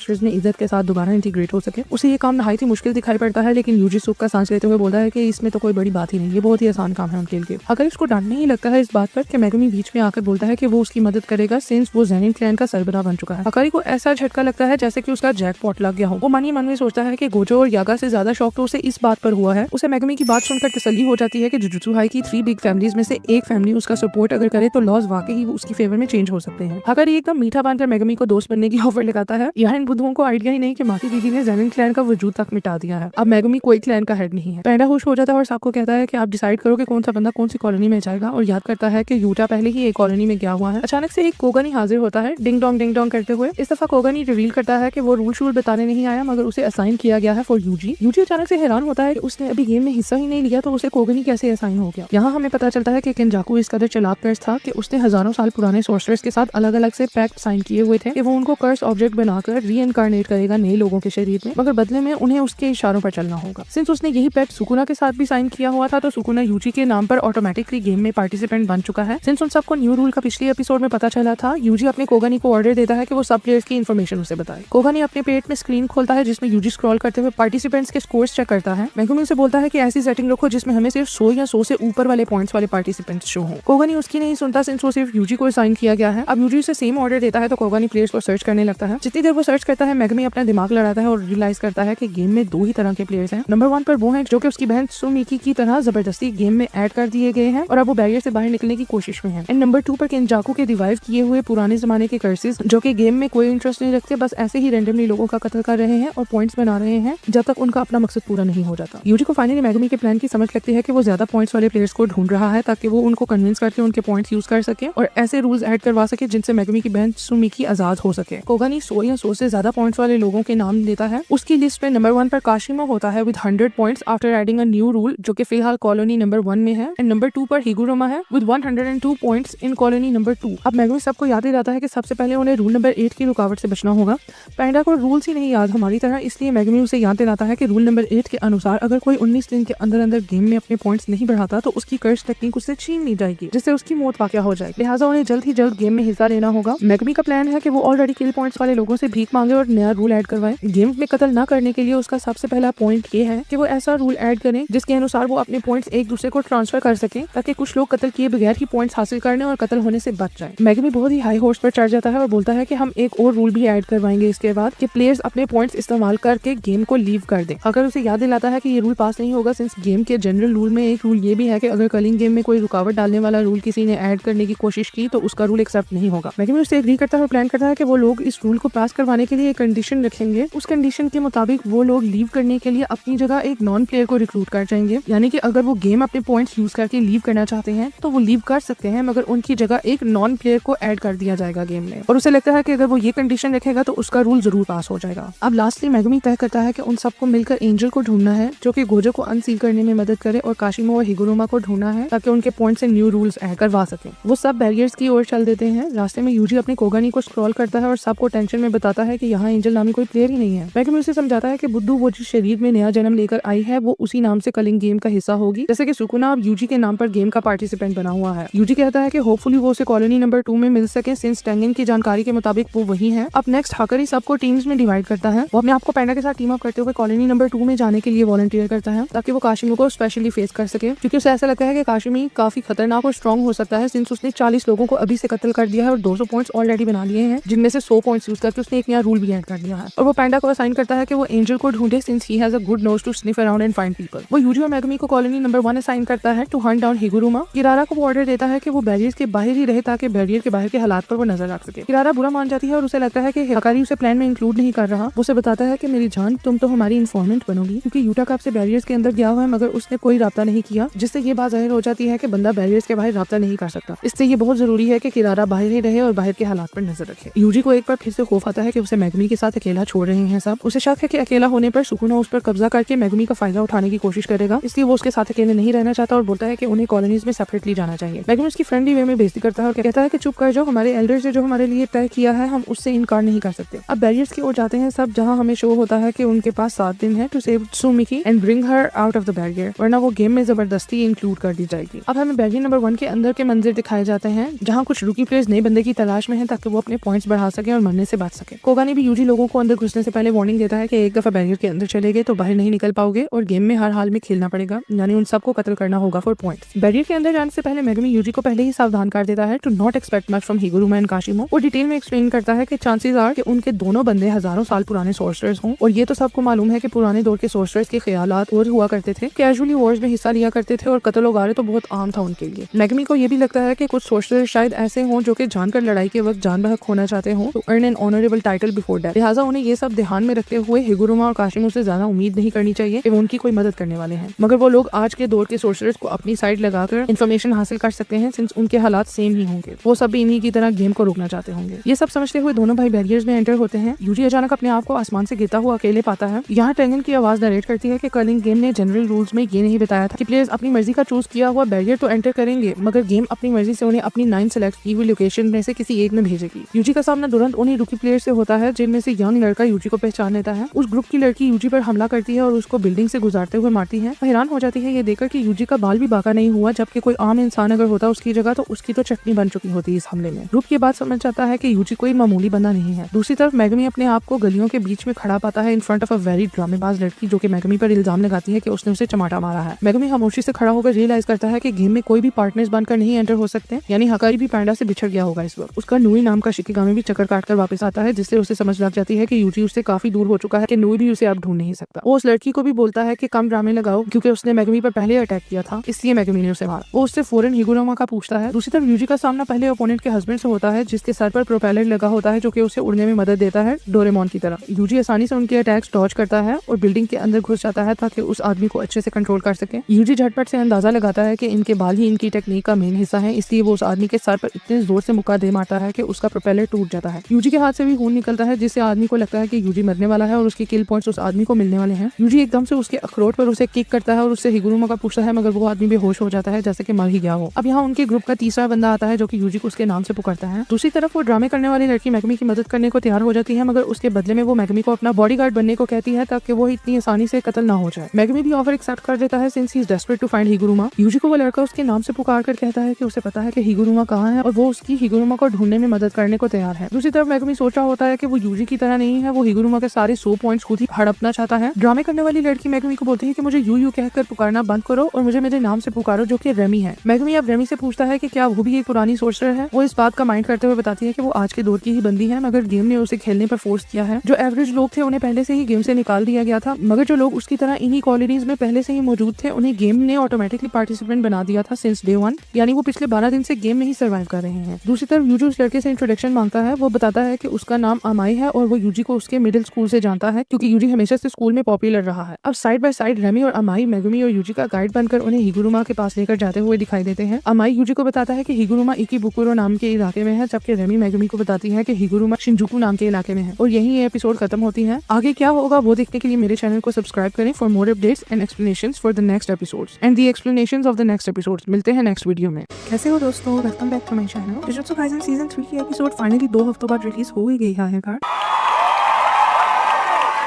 हिगुरुमा को एज करके फाइनली उन्होंने उसे एनिमेट कर ही दिया है इस एपिसोड में। तो चलिए ये एपिसोड स्टार्ट करते हैं, जो कि हिगुरुमा के इंट्रोडक्शन पर बेस्ड है, जिससे यूजी लोग ढूंढने निकले हैं कलिंग गेम में, क्योंकि उसने कलिंग गेम में अभी से ही 100 पॉइंट्स बना लिए हैं, यानी 20 लोगों को उसने कत्ल भी कर दिया है। तो एपिसोड की शुरुआत हिगुरुमा से होती है, जो कि एक क्रिमिनल डिफेंस अटॉर्नी का काम करता है। वो विलिंगली सिर्फ ऐसे केसेस लेता है जिनमें बंदों को रॉन्गली एक्यूज किया गया हो या उन्हें फ्रेम करके क्रिमिनल बना दिया गया हो, because he really wants to be the voice of the truly innocent. फिलहाल उसने एक केता ओए नामी लड़के का केस लिया है। वो जेल में उसकी स्टेटमेंट लेने जाता है, जिसके दौरान केता सिर्फ यही बताता है कि पुलिस उसके ऊपर गैंग अप कर रही थी, जबकि उसे सिर्फ अपनी बिल्ली की फिक्र थी जिसे वो अपने अपार्टमेंट में अकेले छोड़ाया था। उसे ये फिक्र थी कि उसकी बिल्ली भूखी ना मर जाए, क्योंकि उसके अपार्टमेंट बिल्डिंग में पेट्स अलाउड नहीं थे, जिसकी वजह से उसने अपनी बिल्ली को छुपाया हुआ था, यानी उसके सिवा कोई नहीं था जानता उसके अपार्टमेंट में एक बिल्ली भी है। अब हिगुरुमा प्रॉपर्ली अपने केस के इंट्रोडक्शन ओपन करता है नरेशन में। वो बताता है कि 2016 में मोरियोका नामी शहर में एक यंग लड़की और उसकी माँ को किसी ने चाकू से कत्ल कर दिया था। मोरियोका के प्रोसिक्यूटर्स ने इन्वेस्टिगेशन के दौरान एक केता ओए नामी लड़के को अपना नंबर 1 सस्पेक्ट बनाया और उसे अरेस्ट कर लिया। पुलिस ने उस पर शक किया क्योंकि वो मर्डर साइट के करीब था, और जब पेट्रोल करने वाली पुलिस ने उससे सवाल जवाब करना चाहे मर्डर के बारे में, तो वो वहाँ से भाग निकला। जब पुलिस ने उसके घर तक उसका पीछा किया, उन्हें उसकी वॉशिंग मशीन से एक खून से भरा हुआ चाकू मिला, जिसकी वजह से उन्होंने उसे फौरी तौर पर अरेस्ट कर लिया। जल्दी फोरेंसिक टेस्ट ने डीएनए एनालिसिस के थ्रू प्रूव कर दिया कि जो चाकू कीतो से बरामद हुआ है उस पर खून डेड विक्टिम्स का ही लगा हुआ है, जिसकी वजह से उसे पकी जेल हो गई under the serious offence of murder and robbery. जब कन्फेशन की बारी आई तो कीतो ने सारी एक्यूजेशंस को डिनाई करते हुए बोला कि उसे चाकू सड़क पर से मिला था, उसने भलाई का सोचते हुए उसे उठा लिया ताकि पुलिस को देकर उनकी केस में मदद कर सके, मगर वो बेचारा खुद ही फंस गया इस चक्कर में। अचानक से हिगुरुमा की असिस्टेंट शिमिजू हिगुरुमा की इस स्टेटमेंट को सुनकर बोलती है कि कीतो पर यकीन करना बहुत ही मुश्किल है ऐसी सिचुएशन में, और हिगुरुमा को कोसती है कि उसने पूरा केस ही ले लिया उसका। शिमिजू को ये भी लगता है कि कीतो पहली दफा पुलिस से इसलिए भागा था क्योंकि वो डेफिनेटली गिल्टी था। इस बात पे हिगुरुमा आर्ग्यू करता है कीतो के डिफेंस में, क्योंकि कीतो की स्टेटमेंट पे लेफ्ट करने पर उसे पता चला था कि कीतो के पास में उसका दोस्त ड्रग्स के चक्रों में इन्वॉल्व था और पुलिस उसे भी पकड़ कर ले गई थी फॉर रॉन्गफुल क्वेश्चनिंग। लिहाजा उसे लगता है कि ये इवेंट उसके लिए ट्रॉमा बन गया है, जिसकी वजह से वो इस बार डरकर भाग गया जब पुलिस ने उसे क्वेश्चनिंग करनी चाहिए। शिमिजू कहती है कि अगर उसे इतना ही ट्रॉमा था तो उसने मर्डर वेपन उठाया ही क्यों इन द फर्स्ट प्लेस, और उसे छुपाया ही क्यों अपने पास। गुड अटॉर्नी हिगुरुमा कीतो की कही हुई बात पर बिलीव करता है कि उसने पुलिस की मदद करने की इंटेंशन से ही मर्डर वेपन सिक्योर किया था अपने पास। हिगुरुमा ये भी बताता है कि उसे कीतो इसलिए इनोसेंट लगता है क्योंकि उसने कीतो का बैकग्राउंड सर्च किया, जिसके थ्रू उसे मालूम पड़ा कि वो एक नॉन प्रॉफिट ऑर्गेनाइजेशन के लिए काम करता है जो कि बूढ़े लोगों को शेल्टर एंड केयर प्रोवाइड करती है। कीतो ऐसी जगह काम करता है जहाँ उसे कोई सैलरी नहीं मिलती, बस 2 वक्त की रोटी और कभी कभार बिजनेस का बोनस मिल जाता है। सर्च के दौरान हिगुरुमा को ये भी पता चला था कि उसकी नॉन प्रॉफिट ऑर्गेनाइजेशन अपने एम्प्लॉयज के साथ बहुत ही क्रूअल है, क्योंकि वो अपने एम्प्लॉयज को सैलरी नहीं देती मगर उनसे हर महीने 50,000 येन उनकी रेजिडेंसी का रेंट के तौर पर कलेक्ट करती है। हिगुरुमा को कीतो की बातों पर और भी यकीन है क्योंकि जेल में उसकी स्टेटमेंट लेते हुए उसे पता चला था कि कीतो को उसका मर्डर वेपन पुलिस के हवाले करने में देर क्यों लगी, और उसने आखिरकार उसी वक्त पुलिस को क्यों नहीं कॉल की जब उसे वेपन मिला। कीतो एक बहुत ही रिस्पॉन्सिबल रेजिडेंट था अपनी बिल्डिंग का रूल था कि रेजिडेंट्स पुलिस या एम्बुलेंस नहीं बुला सकते बिल्डिंग में, क्योंकि उनकी वजह से सारे नेबर्स डिस्टर्ब हो सकते हैं। कीतो ने यही रूल फॉलो करते हुए पुलिस को नहीं बुलाया और सोचा कि सुबह वही पुलिस स्टेशन जाकर वो वेपन टर्न इन कर देगा, मगर उससे पहले ही पेट्रोल पुलिस ने उसका काम खराब कर दिया, जिसकी वजह से वो किसी और के हिस्से की चक्की पीस रहा है। हिगुरुमा को कीतो की नॉन प्रॉफिट ऑर्गेनाइजेशन पर भी शक है, क्योंकि काफी non profit organisation most of the times criminal activity से ही अपनी रोजी रोटी बनाती हैं, और साथ ही उसे ये कोई कोइंसिडेंस नहीं लगता कि मर्डर वेपन ऐसे ही कैजुअली कीतो की बिल्डिंग के पास ही पड़ा हुआ मिला कीतो को। इन सब चीजों को जहन में रखते हुए हिगुरुमा को कीतो इनोसेंट लगता है, लिहाजा वो डिसाइड करता है कि वो उसकी नॉन प्रॉफिट ऑर्गेनाइजेशन की एक्टिविटीज और उनकी टैक्स फाइलिंग को इन्वेस्टिगेट करे। अब वो शिमिजू को टास्क देता है कि वो कीतो की रेजिडेंट की बिल्डिंग के सारे रेजिडेंट्स के बैकग्राउंड सर्च करे और वो खुद ऑर्गेनाइजेशन की छानबीन और कीतो से मजीद इन्फॉर्मेशन निकलवाने की जिम्मेदारी लेता है। हिगुरुमा इस सो केयरिंग कि वो अपने ऑफिस से निकलते हुए शिमिजू को कीतो की कैट का ख्याल रखने को भी कहता है, सिंस वो उसी बिल्डिंग में इन्वेस्टिगेट कर रही होगी। अब शिमिजू अपनी सहेली से मिलती है कैफे, जहां वो अपनी करंट सिचुएशन वेंट आउट करती है। उसे लगता है कि पब्लिक डिफेंस पर आगे ही इतना थोड़ा कमीशन मिलता है, जबकि काम उन्हें इतना ज्यादा करना पड़ता है, और सेकेंडली उनके लॉ में सेंटेंस को सस्पेंड भी नहीं कराया जा सकता, यानी कि कीतो जैसे क्रिमिनल्स जिनको डेथ सेंटेंस मिली है वो लोग किसी सूरत नहीं बच सकते। लिहाजा उसे कोई दिलचस्पी नहीं कीतो के केस में और ना ही उसकी पूरी बिल्डिंग के रेजिडेंट्स की इन्वेस्टिगेशन करने में, सिंस पब्लिक उसे पहले ही गिल्टी मान चुकी है। उसकी सहेली ये सब सुनकर हिगुरुमा से प्राइवेट में मिलती है। एक टर्न वो हिगुरुमा की पुरानी कॉलीग है, वो उसे उसके पास्ट केस के बारे में याद दिलाती है, फिर he defended an actual criminal by mistake, क्योंकि उसे सब ही इनोसेंट लगने लग जाते हैं, एंड दैट वन टाइम जहां उसी का क्लाइंट उस पर लैश आउट करने लग गया था। वो उसे बोलते हैं कि अपनी पास्ट की गलतियों से कुछ सीखो and quit being a criminal defence attorney. वो उसे ये भी कहती है कि उसे मालूम है कि वो कमजोर और उन लोगों की आवाज बनना चाहता है जिनकी कोई आवाज नहीं, मगर वो सिर्फ एक लॉयर है, वो ज्यादा से ज्यादा क्या ही कर सकता है, क्योंकि फैसला तो प्रोसिक्यूटर्स इन अदालत ही सुनाती है। इंडिया प्रोसिक्यूटर की जेब भी गवर्नमेंट अच्छी भरती है, जिससे वो अपनी इन्वेस्टिगेशन आसानी से करते हैं, जबकि डिफेंस अटॉर्नीज को ऐसे लोगों को डिफेंड करना पड़ता है जिनके पास ना ही पैसा होता है ना ही मेंटल स्टेबिलिटी। इन सब के बावजूद हिगुरुमा अपने क्लाइंट्स की साइड लेते हुए कहता है कि वो उनकी परेशानी को समझ सकता है, रिलेट कर सकता है, इसीलिए उसे कभी बुरा नहीं लगता अगर वो उसके साथ कभी बुरा सलूक कर भी नहीं तो। उसकी कॉलीग पूछती है कि इस सब प्रेशर की वजह से उसकी मेंटल हेल्थ का क्या होगा आखिरकार, लेकिन इसका कोई जवाब नहीं होता हिगुरुमा के पास, यानी कि the damage has already been done. अब अगले सीन में हम देखते हैं कि हिगुरुमा शिमिजू के साथ कीतो की रेजिडेंस के आसपास ही होता है इन्वेस्टिगेशन का रहा। वहाँ उसे स्ट्रीट कैमरास नजर आते हैं, जिनकी फुटेज के थ्रू वो कीतो को इनोसेंट प्रूव करवा देता है कोर्ट में, क्योंकि फुटेज कंफर्म कर देती है कि कीतो बाजू वाले स्टोर में बैठा हुआ खाना खा रहा था जब मर्डर हुआ। शिमिजू खुश हो जाती है एक पल के लिए, मगर हिगुरुमा एकदम डिप्रेस हो जाता है, क्योंकि उसे पास्ट एक्सपीरियंस की वजह से पता है कि प्रोसिक्यूटर्स अपील करके तब तक रीट्रायल्स करवाते रहेंगे जब तक कीतो को डेथ सेंटेंस ना दिलवा दें। This thought takes a toll on his mental health. वो और शिमिजू कीतो को जेल फिर से विजिट करने जाते हैं, जहां शिमिजू हल्के फुल्के जोक्स करके टेंशन खत्म करने की कोशिश करती है, सिंस मैटर सीरियस हो गया है। कीतो हिगुरुमा का शुक्रिया अदा करता है, मगर हिगुरुमा बहुत ही मस्कीन शक्ल बनाकर कहता है कि अभी शुक्रिया अदा मत करो उसका, since they have to go through with the retrial. Kito रोते हुए कहता है कि वो शुक्रिया उसकी सर्विस का नहीं अदा कर रहा, बल्कि इस बात का कर रहा है जहां सारी पब्लिक उसके खिलाफ हो गई है, वो वाहिद है जिसने उसका बिलीव किया। अब सीन्स बढ़ते हैं दूसरे ट्रायल की तरफ, जहां प्रोसिक्यूटर्स अपनी पॉलिटिकल पावर यूज करते हुए वर्डिक्ट उल्टा करवा देते हैं और कीतो को डेथ सेंटेंस दिलवा ही देते हैं आखिरकार, without submitting any new evidence, यानी कि जज सिर्फ उनकी एक्यूजेटरी स्टेटमेंट पर कीतो को डेथ सेंटेंस दे देता है। मिड ट्रायल हिगुरुमा रियलाइज करता है कि तीसरा ट्रायल बहुत ही मुश्किल है, सिंस कीतो गिल्टी प्रूव कर दिया गया है, जिससे उसे लगता है कि सब कुछ पहले ही फिक्स हुआ था, यानी कि ये पहले ही तय था कि कीतो को कोर्ट में गिल्टी प्रूव किया जाएगा, इनोसेंट नहीं। इस दौरान हिगुरुमा को अपनी कॉलीग के साथ की जाने वाली बातें दोबारा याद आती हैं, जिनमें वो एडमिट करता है कि उसे कोई हीरो कॉम्प्लेक्स नहीं है कि वो वीक को प्रोटेक्ट करे, मगर ये उसकी एक बुरी आदत है। जब कोई भी गलत चीज उसकी आंखों के सामने हो रही हो तो उसे नजरअंदाज नहीं कर सकता, और यही आदत उसे ले डूबी है। वो ये भी डिस्कस करता है कि गॉडेस ऑफ जस्टिस अपनी आंखों पर पट्टी बांधती है ताकि उसका फैसला एकदम फेयर हो, जबकि लोग बाकी सब चीजों को नजरअंदाज करने के लिए अपनी आंखों पर पट्टी बांध देते हैं ताकि वो लोग अपने आप को प्रोटेक्ट कर सके। अब भाई ने बात तो एकदम पते की है और वो भी बहुत ही इम्पैक्टफुल। लोगों की हरकत की वजह से वो कभी भी नहीं रोक सकता अपने आप को जब उसके सामने बुराई हो रही हो या कोई मददगार अपना हाथ उसके आगे फैला रहा हो। जब वो इन बातों को रियलाइज कर रहा होता है तो किंजाकू शिबुया इंसिडेंट के दौरान अपनी मैसिव कर्स रिलीज करता है, जिसकी वजह से हिगुरुमा जैसे परेशान और डेस्परेट लोग अपनी अपनी कर्स टेक्निक्स अवेक कर लेते हैं। कोर्ट में वो अचानक से गुस्से से जज का हैमर अपने टेबल पर मारता है और सबको कहता है कि वापस आओ, we are having another retrial. इसी दौरान उसकी कर्स टेक्निक अवेक होती है और उसका शिकिगामी उसके पीछे स्पॉन होता है, जिसका नाम जजमेंट है। ये इतना पावरफुल शिकिगामी है कि मेगुमी का शिकिगामी इसके सामने मच्छर का पाद लगता है। इसके इसको छोड़ के हिगुरुमा कलिंग गेम में चला जाता है। यहाँ से सीन्स दोबारा कलिंग गेम की ओर आते हैं, जहाँ रेमी और अमाई दोनों हिगुरुमा की अलग अलग लोकेशंस बताते हैं यूजी एंड मेगुमी को, यानी इनमें से कोई एक गलत है, यानी इम्पोस्टर है। इतने में ही हम एक डेंजरस प्लेयर को देखते हैं जिसका नाम रेजी है। वो सुकुना के दौर का इवल सोर्सर है जिसे किंजाकू ने दूसरा जन्म देकर इस गेम में ऐड कर दिया है। वो फिलहाल वेट कर रहा है कि उसकी अपॉइंट की हुई लड़की कब यहाँ बकरा लेकर आएगी उसके लिए, यानी कि इम्पोस्टर रेमी ही है जो कि फिलहाल मेगुमी के साथ है। दूसरी तरफ हमें अमाई का पास दिखाया जाता है, जहाँ वो एक मोटे लड़के को बुली होता देख रहा होता है। वो खुद कुछ नहीं करता उसकी मदद के लिए, बल्कि वेट करता है कि कब वो मोटा बर्दाश्त करना बंद करे और अपने आप को खुद डिफेंड करे पुलिस के अगेंस्ट। इतने में ही यूजी वहाँ आ जाता है। अमाई ने पिछले एपिसोड में यूजी को बताया था कि यूजी उसी के स्कूल से है, मगर यूजी को याद नहीं आती है बात। उसे अमाई इसलिए नहीं याद क्योंकि वो अमाई के साथ से ही गुजर के मोटे लड़के को पुलिस से बचाता है और पुलिस की खूब धुलाई करता है। अमाई की तरह खड़े होकर तमाशा नहीं देखता। वो पुलिस को मारकर वहाँ से चला जाता है, which leaves an impression on अमाई, और अब वो भी यूजी की तरह बनना चाहता है। लिहाजा ही इज अ गुड पर्सन जो यूजी को हिगुरुमा की एग्जैक्ट लोकेशन पर ले जाता है, रिवीलिंग दैट हिगुरुमा की बेस एक थिएटर है। दूसरी तरफ रेमी बहला फुसलाकर मेगुमी को अपनी बेस में ले जाती है, ये बोलते हुए कि वहाँ से हिगुरुमा तक पहुंचना ज्यादा आसान है। बैक टू अमाई साइड, वो यूजी को बताता है कि उसे हिगुरुमा से बहुत डर लगता है क्योंकि हिगुरुमा पिछले 12 दिनों में उसके प्रोपेलर वाले दोस्त की काफी बार धुलाई कर चुका है। यूजी को ये सुनकर हंसी आ जाती है क्योंकि उसने भी कलिंग गेम में आते साथ ही उस प्रोपेलर वाले दोस्त की धुलाई की थी। अब यूजी अमाई को बाहर ही रहने को बोलता है और खुद थिएटर के अंदर चला जाता है। दूसरी साइड रेमी मेगुमी को बेस में लाती है, जहाँ रेजी पहले ही उसका इंतजार कर रहा होता है। मेगुमी बिना टाइम वेस्ट किए अपने शिकिगामी स्पॉन करता है। सीन्स हिगुरुमा की तरफ शिफ्ट होते हैं, जिसका बैस्टब वाला सीन फाइनली इतने इंतजार के बाद एनिमेट होता है। वो थिएटर के स्टेज पर एक बैस्टब में कपड़ों समेत लेटा होता है, which goes to show कि he is a complete changed person now। Yuji को देखने पर वो अजीब बातें चालू हो जाता है और बताता है कि अब उसके लिए कुछ भी नहीं मैटर करता और वो अपने आप को चैलेंज कर रहा है टू डू थिंग्स जो कि वो नॉर्मली कभी भी ना करे। ये बंदा इस हद तक सत्या गया है कि गेम में वो 20 लोगों को कत्ल भी कर चुका है और 100 पॉइंट्स भी बना चुका है। यूजी को मेगुमी की बात याद आती है कि उन्होंने सिर्फ आज के दौर के सोर्सर्स को ही अप्रोच करना है। उसे रियलाइज होता है कि हिगुरुमा की कर्स टेक्निक अभी गेम में ही एक्टिवेट हुई है, इसलिए वो उससे साफ मुद्दे की बात पर आता है। दूसरी तरफ रेजी मेगुमी का टाइम वेस्ट करता है ये पूछते हुए कि क्या उसे मालूम है कि कलिंग गेम है भी क्या चीज। मेगुमी जल्दी में उसे बताता है कि उसे मालूम है कि कलिंग गेम किंजाकू ने चालू की है ताकि वो लोग उन जैसे प्लेयर्स के थ्रू इतनी कर्स एनर्जी इकट्ठी कर सके, वो पूरे जापान के लोगों को सोर्सर बनाकर दुनिया का सबसे बेहतर एंड सुपीरियर मुल्क बन सके। अभी वो टेंगन की बातों से नहीं बताता और ये बात राज ही रखता है कि टेंगन ने उन सबको बताया हुआ है कि किंजाकू टेंगन को इस्तेमाल करके सारी पॉपुलेशन को सोर्सर बनाने की सोच रहा है। रेजी उसके लिए तालियां बजाता है और पूछता है कि वो तो किंजाकू को भी जानता होगा फिर अगर उसे सब कुछ पता है गेम के बारे में। दूसरी तरफ यूजी हिगुरुमा से मदद मांगता है कलिंग गेम रुकवाने के लिए। वो हिचकिचाते हुए बोलता है कि वो यूजी लोगों को उसके 100 पॉइंट्स यूज करने दे ताकि वो रूल ऐड करवा के किलिंग वाला रूल निकलवा सके, क्योंकि it's inhuman to kill one another for point. Higuruma Yuji को अपने पॉइंट्स इस्तेमाल करने से मना कर देता है और बोलता है कि उसे इस गेम में एक्चुअल पोटेंशियल नजर आ रहा है, यानी कि गेम का मकसद उसे समझ आ रहा है और गेम के रूल भी एकदम गॉडेस ऑफ जस्टिस की तरह फेयर है, जिसकी वजह से वो इस गेम को राइटफुली तरीके से खेलेगा और किल्स देकर पॉइंट्स बनाएगा। दूसरी तरफ रेजी मेगुमी को बताता है कि जिसने भी उसे कलिंग गेम के बारे में बताया है गलत बताया है, क्योंकि कलिंग गेम का मकसद कर्स्ड एनर्जी कलेक्ट करना नहीं है। शायद ये चीज प्लान बी और प्लान सी हो, मगर मेन प्लान कभी भी नहीं। उसे ये बात झूठी 3 रीजंस की वजह से लगती है। Reason 1 is number of players, reason 2 is the strength gap between the players and reason 3 is barrier rules. वो अपने आप को फर्दर एक्सप्लेन करने के लिए एस्टिमेट लगाता है कि अगर 1000 लोग भी 10 कॉलोनीज में इक्वली डिवाइड किए जाए तो हर कॉलोनी में सिर्फ 100 प्लेयर्स होंगे, जिनमें पुराने और पावरफुल सोर्सर्स भी होंगे जैसे कि काशिमो, या फिर न्यू सोर्सर्स होंगे लाइक हिगुरुमा जो कि बाकी लोगों से काफी ताकतवर है। रेजी मेगुमी को बताता है कि इन दोनों ने ही फिलहाल मिलकर 60 लोगों को मार दिया है, तो सोचो हर कॉलोनी में इन जैसा एक न एक सोर्सर तो जरूर होगा और वहाँ के क्या हालात होंगे। यानी इससे ये बात जाहिर हो जाती है कि वीक प्लेयर्स पहले ही मारे जाएंगे पॉइंट्स के चक्रों में। Only strong sorcerers like Higuruma and Kashimo will get to advance. Megumi Reggie को बताता है कि इस बात का उसे पहले से ही डर था और रेजी मेगुमी की अटेंशन में दूसरी ये बात लाता है कि बैरियर्स सबको ट्रांसपोर्ट करके अलग अलग कॉलोनीज में भेज रहे हैं ताकि सब लोग एक ही जगह इकट्ठे न हो जाए। इस दौरान कुछ लोगों की कर्स टेक्निक्स की सेकंड अवेकनिंग हो रही है और कुछ लोग मारे जा रहे हैं। रेजी मेगुमी को कहता है कि अब खुद ही अंदाजा लगा लो, अगर गेम का मकसद कर्स एनर्जी बनाना होता तो इस गेम में इतनी आसानी से इतने ज्यादा सोर्सर्स क्यों मर रहे होते। अगर गेम का मकसद कर्स एनर्जी कलेक्ट करना होता तो वो ऐसे रूल्स न बनाती कि अच्छे से अच्छा सोर्सर ज्यादा से ज्यादा देर तक लड़ाई करे ताकि उनकी रिलीज होने वाली कर्स एनर्जी को गेम कलेक्ट कर सके। दूसरी तरफ हिगुरुमा कलिंग गेम के रूल्स को जस्टिफाई करता है। वो मानता है कि ये थोड़ा अनऑर्थोडॉक्स मेथड है, मगर उसे ये बात अपने पर्सनल एक्सपीरियंस की वजह से अच्छी लगती है कि यहाँ कोई प्रोसिक्यूटर्स और जजेस नहीं बैठे जो अपनी मर्जी चलाएं और फैसले सुनाएं, बल्कि यहाँ जैसी करनी वैसी भरने वाला सीन है, जो कि हिगुरुमा की नजरों में फाइनली जस्टिस प्रिवेल करती है, क्योंकि मॉडर्न लॉ ने तो उसे एकदम फेल कर दिया है। अब वो यूजी को फाइट के लिए चैलेंज करता है। हिगुरुमा की स्ट्रगल और डेस्परेशन ने उसे इतना स्ट्रॉन्ग सोर्सर बना दिया है कि उसकी कर्स टेक्निक एक्टिवेट होते ही वो अपनी डोमेन को एक्सपेंड करना चालू हो गया है, जिसका नाम डेडली सेंटेंसिंग है। उसकी डोमेन में भी अदालत का सेटअप लगता है जिसमें यूजी को वो तख्तने में खड़ा कराता है। और इसी के साथ ये एपिसोड यहाँ खत्म होता है। एपिसोड 9 हिगुरुमा की डोमेन एक्सपेंशन से चालू होती है। यूजी की अभी से फाट के हाथ में आ जाती है। वो सोचता है कि हिगुरुमा ने अपनी टेक्निक तो अभी सीखी ही नहीं, तो डोमेन कैसे एक्सपेंड कर दी। यूजी फिर भी हिम्मत नहीं हारता और हिगुरुमा पर वार करने के लिए आगे बढ़ता है। अब उसका मुक्का हिगुरुमा के पास आकर एकदम से रुक जाता है। हिगुरमा एक्सप्लेन करता है कि उसकी डोमेन, जो कि एक इंसाफ परस्त अदालत है, उसे और यूजी दोनों को अलाउ नहीं करती कि वो मार कुटाई करें, क्योंकि उसकी अदालत इंसाफ और सुलह सफाई के साथ चलती है, एक्ट्स ऑफ वायलेंस के साथ नहीं। अब हिगुरमा जजमैन पर सब छोड़ता है क्योंकि वो खुद सिर्फ वकालत का काम करता है। जजमैन यूजी को तकदरे में खड़ा कर एक रैंडम केस ओपन करता है। वो यूजी को एक्यूज करता है कि 2017 में जब यूजी अंडर एज था, यानी कि 18 साल से कम था उम्र में, तो उसने गैम्बलिंग की थी। जजमैन उसकी एग्जैक्ट लोकेशन एंड टाइम भी बताता है। यूजी के पसीने छूटना शुरू हो जाते हैं। हिगुरमा यूजी को बताता है कि उसकी डोमेन में कोई भी कदम रखे तो जजमैन को उसके हाल ही में किए जाने वाले सब कारनामे पता चल जाते हैं। हाँ, मगर जजमैन ये इन्फॉर्मेशन हिगुरमा से नहीं शेयर करता ताकि उसकी अदालत में इंसाफ कायम रह सके और तकदरे में खड़े हर इंसान को अपने आप को डिफेंड करने का मौका मिल सके। और अदालत का फैसला एंड पर जजमैन उनकी पेश की जाने वाली आर्ग्यूमेंट के थ्रू करेगा। गाइस, सच बताऊं तो यही बात सुनकर हिगुरमा मेरा इजीली सबसे फेवरेट कैरेक्टर बन गया है। Because let's be honest guys, अगर हिगुरमा की जगह कोई और उसके मसलों से गुजरता तो वो डेफिनेटली इविल बन जाता। मगर हिगुरमा इन सब को झेलने के बावजूद भी एक एक्सेप्शनली अच्छा इंसान है जो कि ऐसी जस्टिस ला रहा है जो कि उसके मुल्क की अदालतें कभी नहीं ला पाई। अब एपिसोड में आगे बढ़ते हैं। यूजी के लिए हालात और भी टाइट हो जाते हैं जब जजमेंट हिगुरमा को एविडेंस एक लिफाफे में प्रोवाइड करता है। हिगुरमा क्लेम करता है कि सबूत के तौर पर जजमेंट कुछ भी पेश कर सकता है, लाजमी नहीं कि सबूत ठोस ही हो। तो गाइस, यूजी भी हमारी तरह एडीएचडी का शिकार है। वो हिगुरमा की बातें छोड़कर उसके बैच को नोटिस करना शुरू हो जाता है और मन ही मन में सोचता है कि हिगुरमा डिफेंस लॉयर है मगर हरकतें इसकी सारी प्रोसिक्यूटर्स वाली हैं। यहीं से यूजी को टेनन की बातें याद आना शुरू हो जाती हैं, जो कि कुछ भी चढ़ देता है हमारा दिमाग पकाने के लिए। बात कुछ इंपॉर्टेंट नहीं मगर फिर भी एक्सप्लेन कर देती हूँ कि टेंगन यूजी लोगों को बताता है कि जब डोमेन एक्सपेंशन का कॉन्सेप्ट सोर्सरर्स के हाथ लगा था तो उन्होंने इसका इस्तेमाल करते हुए किल कंफर्म किया, यानी कि उनकी डोमेन का वाहिद मकसद यही था कि जो भी उनकी डोमेन में आए उनका कत्ल लाजमी हो। और ये तरीका इन्वेंट ही इसलिए हुआ और उन लोगों के लिए हुआ जो अपने ओपोनेंट्स को खुद से नहीं मार सकते, यानी कि उनके सामने वीक पड़ जाते हैं। अगर मॉडर्न सोर्सरर्स ने डोमेन एक्सपेंशन की रिक्वायरमेंट्स को काफी चेंज किया ताकि कम से कम लोग इसको इस्तेमाल कर सके। अब यूजी को समझ लगती है कि हिगुरमा की डोमेन एक पैक्ट के थ्रू, यानी कि एक वादे या प्रॉमिस के थ्रू फॉर्म हुई है, जहाँ किल लेने के बजाय वो अपने ओपोनेंट्स को इंसाफ के साथ मौके देता है कि वो अपने आप को इनोसेंट प्रूव करके किल होने से बच सके। यही वजह है कि उसकी डोमेन में कत्ल करना अलाउ नहीं है, ना ही लड़ाई और मार कुटाई। अब ये डोमेन ऐसी क्यों है वो एपिसोड के साथ साथ ही हमें पता चलेगा। अब हिगुरमा यूजी को बताता है कि वो अपने पर लगे हुए इल्जाम को डिफेंड करने के लिए सिर्फ एक ही स्टेटमेंट पेश कर सकता है और उसका तोड़ जवाब देने के लिए हिगुरमा भी इंसाफ के साथ सिर्फ एक ही स्टेटमेंट पेश कर सकता है, लिहाजा उन्हें सोच समझ कर बोलना होगा जो भी बोलना होगा। और इन्हीं स्टेटमेंट्स को सुनते हुए जजमेंट अपने 6 कोर्ट्स को मद्देनजर रखकर अपना फैसला सुनाएगा। अब यहाँ एक्सप्लेन तो नहीं है मगर आपकी नॉलेज में इजाफा करने के लिए आपको एक्सप्लेन कर ही देती हूँ कि ये 6 कोर्ट्स आखिर हैं क्या। बेसिकली हर अदालत में गॉडेस ऑफ जस्टिस का एक स्टैचू खड़ा किया जाता है जो कि 6 कोर्ट को रिप्रेजेंट करता है। इसमें कोर्ट नंबर 1 आंखों पर पट्टी होता है जो कि ये बात जाहिर करता है कि इंसाफ गैर जानिबदार होता है, मतलब इंसाफ करते वक्त किसी की दौलत, ताकत या समाजी रुतबे को नहीं देखा जाता, सबके साथ बराबरी का सलूक होता है। कोर्ट नंबर 2 है बैलेंस और फेयरनेस जो कि एक तराजू के थ्रू रिप्रेजेंट किया जाता है। ये इस बात की निशानदेही करता है कि फैसला करने से पहले दोनों तरफ का सबूत और बातें तोल कर देखी जाएं ताकि इंसाफ और बराबरी का फैसला हो। कोर्ट नंबर 3 एक तलवार के थ्रू रिप्रेजेंट होती है जो कि अथॉरिटी एंड इन्फोर्समेंट को सिंबलाइज करती है। तलवार ये दिखाती है कि कानून में ताकत होती है जो जुल्म को सजा दे सकती है, झूठ को काट कर सच तक पहुंच सकती है और फैसला लागू कर सकती है। कोर्ट नंबर 4 ऑर्डर और रूल ऑफ लॉ को रिप्रेजेंट करता है। ये कोर्ट इस बात की निशानदेही करता है कि जस्टिस एक कुदरती और इलाही निजाम है जो सारी दुनिया को चलाता है। कोर्ट नंबर 5 नॉलेज और ट्रूथ को रिप्रेजेंट करता है एक स्क्रॉल की जाने वाली किताब के थ्रू। ये किताब इल्म, हिकमत और लिखे हुए कानून की निशानी होता है ताकि इंसाफ सिर्फ ताकत पर नहीं बल्कि मालूमात और सच पर मबनी हो।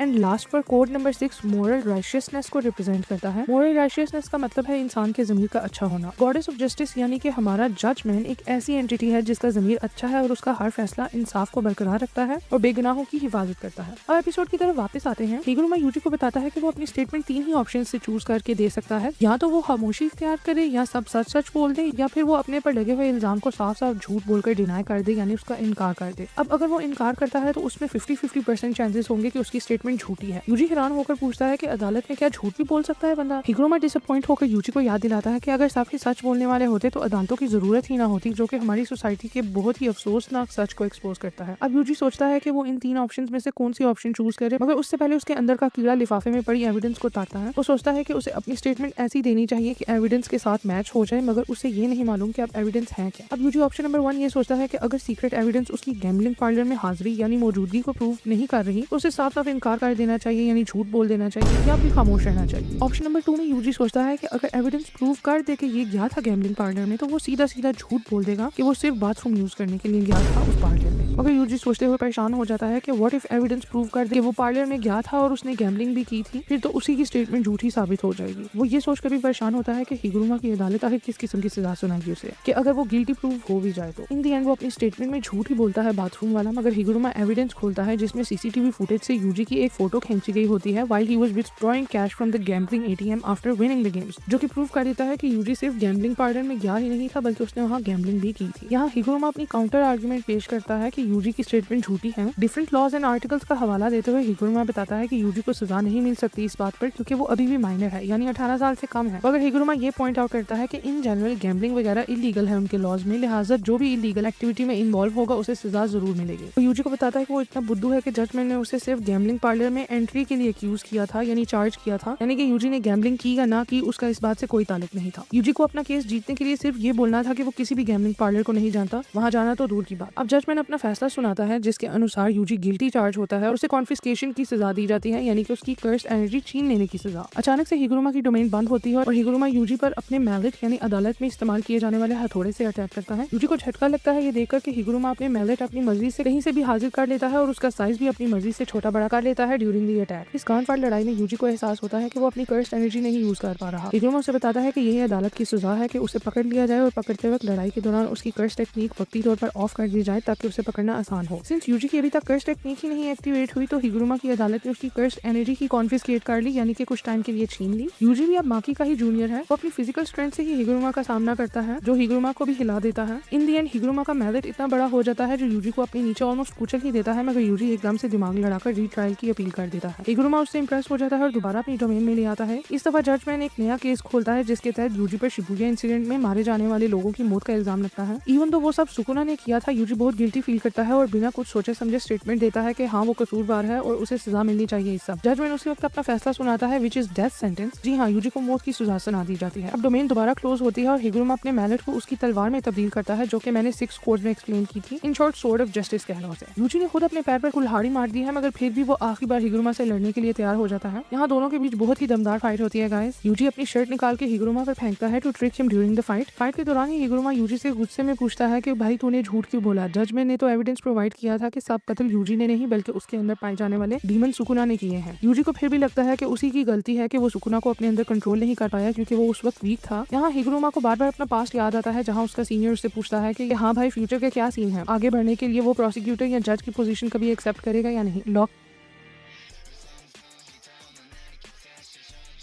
के डिपार्टमेंट में और बहुत ही आसानी से वो अपने सारे एग्जाम्स पास करके वकील बना क्योंकि उसे लोगों को इंसाफ दिलाने की इल्तिजा थी। हिगुरुमा अपने सीनियर को बताता है कि उसकी लाइफ का गोल प्रमोशंस हासिल करना नहीं बल्कि लोगों को इंसाफ दिलाना है। उसकी यही सोच ने उसकी डोमेन को शेप किया और एक ऐसी स्पेस क्रिएट की जहां ओपोनेंट्स को किल नहीं बल्कि इंसाफ दिलाया जा सके। इसी सोच से हिगुरुमा अपना माइंड चेंज कर लेता है और यूजी को कत्ल करने से मना कर देता है क्योंकि वो उसे इंसाफ दिलाना चाहता है। उसे रियलाइज होता है कि यूजी पहला ऐसा बंदा है जिसने अपने आप को बचाने के लिए झूठ नहीं बोला मगर अपने आप को किसी और के हिस्से की सजा दिलाने के लिए झूठ बोला। यूजी आखिर में हिगुरुमा को एक जोर से मुक्का मारता है पेट में जिससे वो दूर जा गिरता है। वो फौरन से सरेंडर कर लेता है और यूजी की मदद करने को तैयार हो जाता है, यानी कि उसकी जो इंसानियत कलिंग गेम ने मारी थी यूजी की वजह से वापस आ गई। वो यूजी को बोलता है कि शर्ट वापस पहनो और इंसानों की तरह बैठकर उसके साथ प्रॉब्लम्स डिस्कस करो। वो उससे पूछता है कि क्या उसने कभी खुद से किसी का कत्ल किया है। यूजी अफसोस के साथ हाँ बोलता है और ये भी शेयर करता है कि उसके कत्लों का बोझ उसे आज भी नहीं सोने देता। हिगुरुमा भी उससे एग्री करता है ये कन्फेस करते हुए कि उसने 22 लोगों को कत्ल किया है in the culling game and that he is a murderer now. वो ये भी बताता है कि उसने सिर्फ उन्हीं लोगों को अपनी अदालत में घसीटकर इंसाफ करते हुए उन्हें डेथ सेंटेंस दिलवाया जिन्होंने उस पर पहले अटैक किया था और जो लोग वाकई में बुरे थे। मगर फिर भी उसे रियलाइज होता है कि उसे ऐसा नहीं करना चाहिए था क्योंकि हर इंसान में कोई ना कोई कमी पेशी होती है और वो कहीं ना कहीं बुरा होता ही है। इसका ये मतलब नहीं कि उसे मौत की सजा सुना दी जाए। अब हिगुरुमा अपने 100 पॉइंट्स यूज करके अपने कोगनी के थ्रू रूल नंबर 10 ऐड करवाता है कलिंग गेम में जो कि अप्रूव भी हो जाता है। इस रूल के मुताबिक प्लेयर्स अपनी मर्जी से अपने पॉइंट्स एक दूसरे को गिफ्ट कर सकते हैं ताकि लोग कत्ल किए बिना ही स्कोर्स बना लें और मरने से बच जाएं क्योंकि ओरिजिनल गेम का रूल ये था कि 19 दिन में अगर किसी ने कत्ल करके स्कोर्स ना बनाए तो उन लोगों की कर्स टेक्निक उनसे निकाल ली जाएगी जिससे उनकी मौत वाकया हो जाएगी। रूल ऐड करवाने के बाद हिगुरुमा के पास 2 पॉइंट्स बचते हैं जिनमें से एक पॉइंट वो यूजी को देता है ताकि उसे दूसरे प्लेयर्स का कत्ल ना करना पड़े और एक पॉइंट अपने पास रखता है ताकि उसे भी मजीद कत्ल ना करना पड़े आगे। अब वो वहाँ से निकलने की ठान लेता है। यूजी उसको रुकने की बोलता है और उनकी टीम में शामिल होने की रिक्वेस्ट करता है मगर हिगुरुमा अपने पर्सनल एक्शंस को डील करना चाहता है इंस्टेड। यहाँ वो कन्फेस करता है कि सोर्सरर बनने से पहले उसने अपनी अदालत के जज और प्रोसिक्यूटर को कत्ल किया था जिसकी वजह से उसे 2 पॉइंट्स मिले थे। उसे ये नहीं करना चाहिए था, लिहाजा अब वो ठान लेता है कि एक दफा गेम खत्म हो तो वो अपने आप को कानून के हवाले कर देगा और उन्हें डिसाइड करने देगा होगा कि वो उसका क्या करें since he is officially a murderer now. और इसी के साथ ये एपिसोड की एक्सप्लेनेशन खत्म होती है। तो एपिसोड 10 की शुरुआत मेगुमी से होती है। जिस टाइम यूजी हिगुरुमा से डील कर रहा था, अब हमें मेगुमी का पॉव दिखाया जाता है कि वो क्या कर रहा था उस वक्त। अब हमें दिखाई देता है कि रेजी उसे चिकनी चपड़ी बातों में फंसाकर अपनी टीम में ऐड करने जा रहा होता है। वो उसे वर्गलाते हुए बताता है कि केंजाकू सबको बुद्धू बना रहा है, जो ही स्ट्रॉन्ग सॉर्सरर सबको कत्ल कर देंगे, केंजाकू कोई बड़ा बॉम्ब फोड़ने वाला है। अब ये नहीं पता कि कैसा bomb. Megumi sees right through Reggie and उसे उसका मेन प्लान पता चल जाता है। वो रेजी से पूछता है कि अगर तुम ताकतवर सॉर्सरर्स को जमा कर रहे हो तो रेमी जैसी कमजोर लड़की तुम्हारी टीम में क्यों है। रेजी उसे बताता है कि रेमी तो सिर्फ एक डॉल का काम कर रही है जो नई से नई बकरी उसके लिए फंसा कर लाती है, क्योंकि उस जैसी कमजोर लड़की पर कोई भी शक नहीं करता। मेगुमी रेमी को बोलता है कि देख लिया रेजी का साथ देकर। वो उसकी आंखें खोलते हुए बताता है कि रेजी अपना मकसद पूरा होते ही पॉइंट्स बनाने के लिए उसे सबसे पहले कत्ल करेगा। रेमी एकदम जज्बाती होकर बोलती है कि ऐसा वैसा कुछ नहीं है, रेजी तो उसका प्रोटेक्टर है और वो उसे प्रोटेक्ट करने के लिए किसी भी हद तक जा सकता है। मेगुमी रेजी को धमकाते हुए बोलता है कि उसका दोस्त नया रूल ऐड करवाने ही वाला है, लिहाजा रेजी की टीम में जितने भी लोग हैं वो अपने पॉइंट्स मेगुमी को दे दें। इतने में ही रेजी को भिनक लग जाती है, मेगुमी उस पर अटैक करने वाला है, लिहाजा वो अपनी टीम मेंबर्स को इशारा करता है। एक बूढ़ा आदमी मेगुमी के पीछे से उस पर वार करने के लिए आता है, मगर मेगुमी उसे उठाकर बिल्डिंग से नीचे फेंक देता है और अपना नुए नामी शिकागामी उसके पीछे भेजता है उसका गेम बजाने के लिए। साथ ही अपना शिकागामी डॉग निकालकर रेजी की तरफ भेजता है। वो अब रेमी को भी बोलता है कि अपनी शक्ल गुम करो यहाँ से। इतने में ही रेजी मेगुमी के डॉग को मार गिराता है और फ्लेक्स करते हुए उसके डॉग पर पाँव रखकर बोलता है कि हाँ भाई, क्या बोला, हमारे पॉइंट्स चाहिए तुम्हें, तो आओ हमारे से लड़, पॉइंट्स ले ले, इससे पहले हम तुझे मारकर पॉइंट्स बनाए। अचानक से कोई छत से अपनी आंख फेंकता है जो कि स्लो मोशन में न्यूक्लियर बॉम्ब की तरह फटती दिखाई देती है। मेगुमी रेमी को देखते हुए बोलता है कि अब भी तुम्हें यकीन नहीं मेरी बातों का। बॉम्ब फटने से पहले मेगुमी एक लोहे के दरवाजे को अपनी ढाल बनाकर अपने आप को और रेमी को बॉम्ब से बचा लेता है। अब हमें पता चलता है कि बॉम्ब रेजी के टीम मेंबर हाजिनोकी नामी बंदे ने फेंका है, जो कि गेम में 35 पॉइंट्स बना चुका है अभी तक लोगों को कत्ल करके। अचानक से कुछ रिसीट्स उड़ती हुई मेगुमी की तरफ आती हैं, जो कि कर्स्ड एनर्जी से गंदा पानी बनकर मेगुमी को गीला कर देती है। साथ ही हाजिनोकी अपने कुछ दांत मेगुमी की तरफ फेंकता है, जो कि एक दफा फिर से बॉम्ब की तरह फटते हैं। हाजिनोकी रेजी के पास आता है और उसे बताता है कि मेगुमी बच निकला है उसके बॉम्ब से। दूसरी तरफ मेगुमी रेमी को बोलता है कि आप देख ली उसने रेजी की रियलिटी, लिहाजा वो यहाँ से दफा हो जाए। रेमी बहुत ही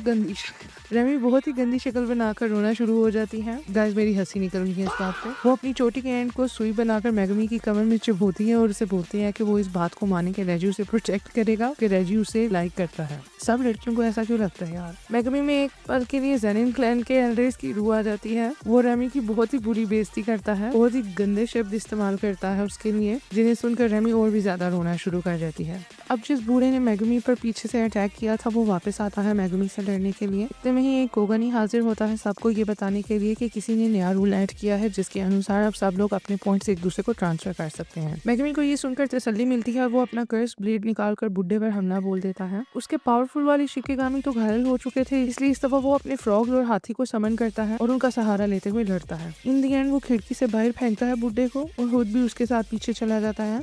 मेगुमी हवा में ही अपना ब्लेड निकालता है और उस बुड्ढे का कत्ल कर देता है मिड एयर। ये देखते ही माँ कसम मेगुमी बहुत कूल लगने लग गया है अब मुझे। मेगुमी के चेहरे पर बहुत ही कोल्ड लुक होती है, जैसे कि उसे कोई फर्क ही ना पड़ा हो किसी को कत्ल करने से। अब हर कोई यूजी की तरह इमोशनल और अच्छे विचार वाला थोड़ी ना होता है कोई। अब उसका कोगनी उसकी फर्स्ट किल के पॉइंट्स ऐड करता है, जो कि उसे 5 मिलते हैं since he is a sorcerer. यहाँ मेगुमी सोचता है कि उसे और पॉइंट्स बनाने होंगे ताकि वो अपनी बहन सुमिकी में बांट सके और उसे गेम को जबरदस्ती प्ले करने से बचा सके। अब वो अपने कोगनी को ओपन करके हिगुरुमा के पॉइंट्स चेक करता है, जो कि कम होकर सिर्फ 1 रह गया है। इस बात से मेगुमी को कंफर्म हो जाता है कि हो ना हो ये नया रूल यूजी ने ही ऐड करवाया है, लिहाजा उसका काम इस कॉलोनी में खत्म हुआ। वो अब ठान लेता है कि वो अटैक सिर्फ तब ही करेगा जब उस पर पहले कोई अटैक करेगा। इतने में ही रेजी और हाजिनोकी छतरियों को अपनी कर्ज से पैराशूट बनाकर नीचे आते हैं, जो कि बहुत ही फनी लगता है। रेजी डिसअपॉइंट होता है ये देखकर कि उसका टीम मेंबर ऑलरेडी मर भी गया अपना असली जलवा दिखाए बगैर ही, यानी कि अपनी कर्ज टेक्निक दिखाए बगैर। उनको देखते ही मेगुमी का सांस फूल जाता है और वो सोचता है कि बाप रे, बॉम्ब से ही उसकी फट चुकी थी, अब वो भागेगा कैसे इनसे। वो ये भी सोचता है कि अगर वो भागने के बजाय रुके तो वो इनसे लड़ेगा कैसे। उसे इनसे पूरी डालने के लिए अपनी डोमेन एक्सपेंड करनी होगी, मगर उसे डर है कि उसकी डोमेन पूरी नहीं हुई अभी तक, जिसकी वजह से फिलहाल वो बैरियर बनाकर लोगों को अपनी डोमेन में ट्रैप नहीं कर सकता। इतने में ही हाजिनोकी डेयर डेविल वाले बुल्स आई की तरह अपना दांत मेगुमी की तरफ जोर से फेंकता है।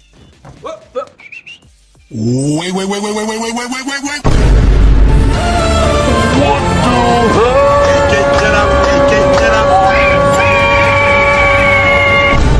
अचानक से हमारा कॉमेडियन भाई ताकाबा उनकी लड़ाई के बीच में आ जाते हैं और अफसोस के साथ वो दांत बॉम्ब बन के उसी के साथ पर फट जाता है। ताकाबा रेजी लोगों को बोलता है कि तुम दो लोग मिलकर एक बच्चे पर अटैक कर रहे हो, नहायत ही बुजदिल हो यार, अपनी उम्र के बंदे को पकड़ो, कुछ शर्म करो यार। वो बोलता है कि तुम जैसे बुजदिलों के अटैक्स का असर उस पर नहीं होता। अब हमें यहाँ लगता है कि उसकी कर्स टेक्निक का कोई हिस्सा है ये, मगर लिटरली वो बूंगी मार रहा होता है क्योंकि जो ही बॉम्ब का धुआं उठता है हमें ताकाबा के सर में से उसका खून अबशार की तरह निकलते हुए दिखाई देता है जो कि रुकने का नाम ही नहीं ले रहा हो। मेगमी फौरन से ताकाबा को वार्न करते हुए बताता है कि हाजिनोकी अपनी बॉडी पार्ट्स को बॉम्ब की तरह फोड़ सकता है और रिवर्स कर्स टेक्निक का इस्तेमाल करते हुए अपने आप को हील कर सकता है। यहाँ ताकाबा बहुत ही अजीबोगरीब कॉमेडी करता है अपने फेवरेट सुपर हीरो से इंस्पायर होकर, मगर उसका कॉस्ट्यूम इतना बेहुदा और घटिया होता है कि उसके अखरोट बार बार उसके कॉस्ट्यूम से बाहर निकल आते हैं, जिन्हें देखकर रेजी लोगों के भी चोना था वक्रोशन हो जाते हैं। मेगमी को भी ताकाबा कुछ खास नहीं लगता, मगर उसे समझ लग जाती है कि ताकाबा उसकी साइड ही लेने वाला है। वो अब ताकाबा को हाजिनोकी से लड़ने के लिए भेजता है और उसे बोलता है कि हाजिनोकी को मारने से पहले उसके पॉइंट जरूर छीनने हो। अब ताकाबा बहुत ही फनी तरीके से लड़ता है हाजिनोकी से। वो बोलता है कि वो किसी से उसकी हंसी नहीं छीन सकता, बाकी किसी भी हद तक जा सकता है। वो हाजिनोकी की आंखों पर टॉवल फेंककर उसे चकमा देता है। जब हाजिनोकी आंखें खोलता है तो उसे लगता है कि ताकाबा यहाँ से जा चुका है, मगर ताकाबा एक नंबर का हरामी होता है जो कि उसके पीछे बैठा होता है। अब वो करता क्या है कि अपने दोनों हाथों की उंगलियों को पिस्टल बनाकर हाजिनोकी के पिछवाड़े में घुसा देता है, जिससे हाजिनोकी कहीं मुंह दिखाने लायक नहीं रहता। दूसरी तरफ मेगमी अपने ब्लेड के साथ रेजी को फेस करता है। लड़ाई के दौरान दोनों धीरे धीरे एक दूसरे की टेक्निक्स का पता चलाते हैं। हमें फाइनली पता चलता है कि रेजी भाई ने क्या झंडियों का सूट बनाकर पहना हुआ है। दरअसल उसकी कर्स्ड एनर्जी उसे अलाउ करती है कि वो रिसीट्स पर लिखी गई हर चीज को रियल लाइफ में मैनिफेस्ट कर लेता है, यानी हाजिर कर लेता है। जैसे कि अगर रिसीट पर मोटर बाइक लिखा है तो वो मोटर बाइक हाजिर कर देगा उस रिसीट से, इसलिए उसने हजारों रिसीट्स का एक ही जोड़ा बनाकर पहना हुआ है। उनकी लड़ाई में मेगमी अपने हाथी और रैबिट्स के इस्तेमाल करते हुए पूरी कोशिश करता है कि रिसीट्स पर पानी डालकर उन पर लिखे अक्षर मिटा दे, मगर रेजी ने भी कच्ची गोलियां नहीं खेली होती। वो एक चर्च में जा पहुंचते हैं जहां रेजी अपनी टेक्निक को मेगमी की 10 शैडोज से कंपेयर करता है। अब मेगमी जैसे अपने डॉग को नहीं यूज कर पा रहा क्योंकि वो घायल हो चुका है और उसके घायल होने की वजह से मेगमी खुद भी कमजोर हो चुका है। उसी तरह रेजी भी अपनी मैनिफेस्ट की हुई चीजों को दोबारा नहीं यूज कर सकता अगर वो एक दफा खराब हो जाए तो। इससे पहले मेगमी उस पर अटैक करे वो एकदम काफी सारी रिसीट्स फेंककर उन पर लिखी हुई चीजों को हाजिर कर देता है, जिनके नीचे मेगमी एकदम दबने जाता है। उन्हीं चीजों में से एक चाकू उड़ता हुआ आता है और उसकी बाजू में घुस जाता है। रेजी उसे बताता है कि 10 शैडोज की तरह वो भी अपनी मैनिफेस्ट किए हुए ऑब्जेक्ट्स को कंट्रोल कर सकता है। अब मेगमी उसके सामने लड़ने के लिए एक बार फिर से आता है। रेजी उसे जलाते हुए बताता है कि वो रिसीट पर लिखी गई चीजों को सिर्फ हाजिर ही नहीं कर सकता मगर उन्हें अपने अंदर एब्जॉर्ब भी कर सकता है। लेट्स सपोज अगर रिसीट पर खाने की चीजें लिखी हैं या स्पा ट्रीटमेंट का बिल बना हुआ है तो वो उनको एब्जॉर्ब करके अपनी भूख मिटा सकता है और अपनी बॉडी को लड़ाई के बीचों बीच रेस्ट दिलवा सकता है, जिससे वो कभी नहीं थक सकता। और अगर वो थकेगा ही नहीं तो कभी कमजोर कैसे पड़ेगा लड़ाई में। सोचने वाली बात है यार। अब मेगमी ये सुनते ही वहाँ से भाग जाता है, डरपोक कहीं का। रेजी अब रिसीट्स को इस्तेमाल करके एक फटीचर सा स्कूटर हाजिर करता है और उस पर बैठकर मेगमी को ढूंढने के लिए निकल जाता है। इन दी एंड वो एक जिम्नेजियम के बाहर पहुंचता है जहाँ उसने मेगमी की कर्स्ड एनर्जी को सेंस किया होता है। उसे डाउट होता है कि मेगमी यहाँ छुपा हुआ है या उसे बहलाकर बुलाना चाह रहा है। वो फिर भी अंदर चला जाता है ये सोचे समझे बगैर ही कि मेगमी ने अंदर जाल क्या बिछाया है उसके लिए। मेगमी अंदर खुली स्पेस को देखकर सोचता है कि हाँ भाई ये परफेक्ट जगह है उसकी डोमेन को एक्सपेंड करने के लिए, जो कि अभी तक कंप्लीट ही नहीं हुई। रेजी जी की आंखें फटी की फटी रह जाती हैं जब मेगमी उसे अपनी डोमेन में ट्रैप करता है। यहाँ 3 सीजन बाद मेगमी ने अपनी पहली दफा डोमेन ओपन की है जिसका नाम किमेरा शैडो गार्डन है। यहाँ किमेरा के 2 ही मीनिंग्स हैं। नंबर 1 तो सीधा सीधा एक ग्रीक मिथोलॉजी का क्रिएचर है जो कि कुछ इस तरह से दिखता है, और दूसरा मीनिंग ये है कि कोई ऐसी चीज जिसे सिर्फ सोच सकते हो हासिल नहीं कर सकते, यानी कि अनऑब्टेनेबल चीज कोई। अब मेगमी की डोमेन इन दोनों में से कौन सी बात पर पूरा उतरती है ये देखने के लिए मेरी नेक्स्ट वीडियो का वेट करिए। मेरे चैनल को लाइक एंड सब्सक्राइब करें ताकि हर वीक न्यू एपिसोड की अपडेट आपको मिल सके। मिलते हैं नेक्स्ट वीडियो में।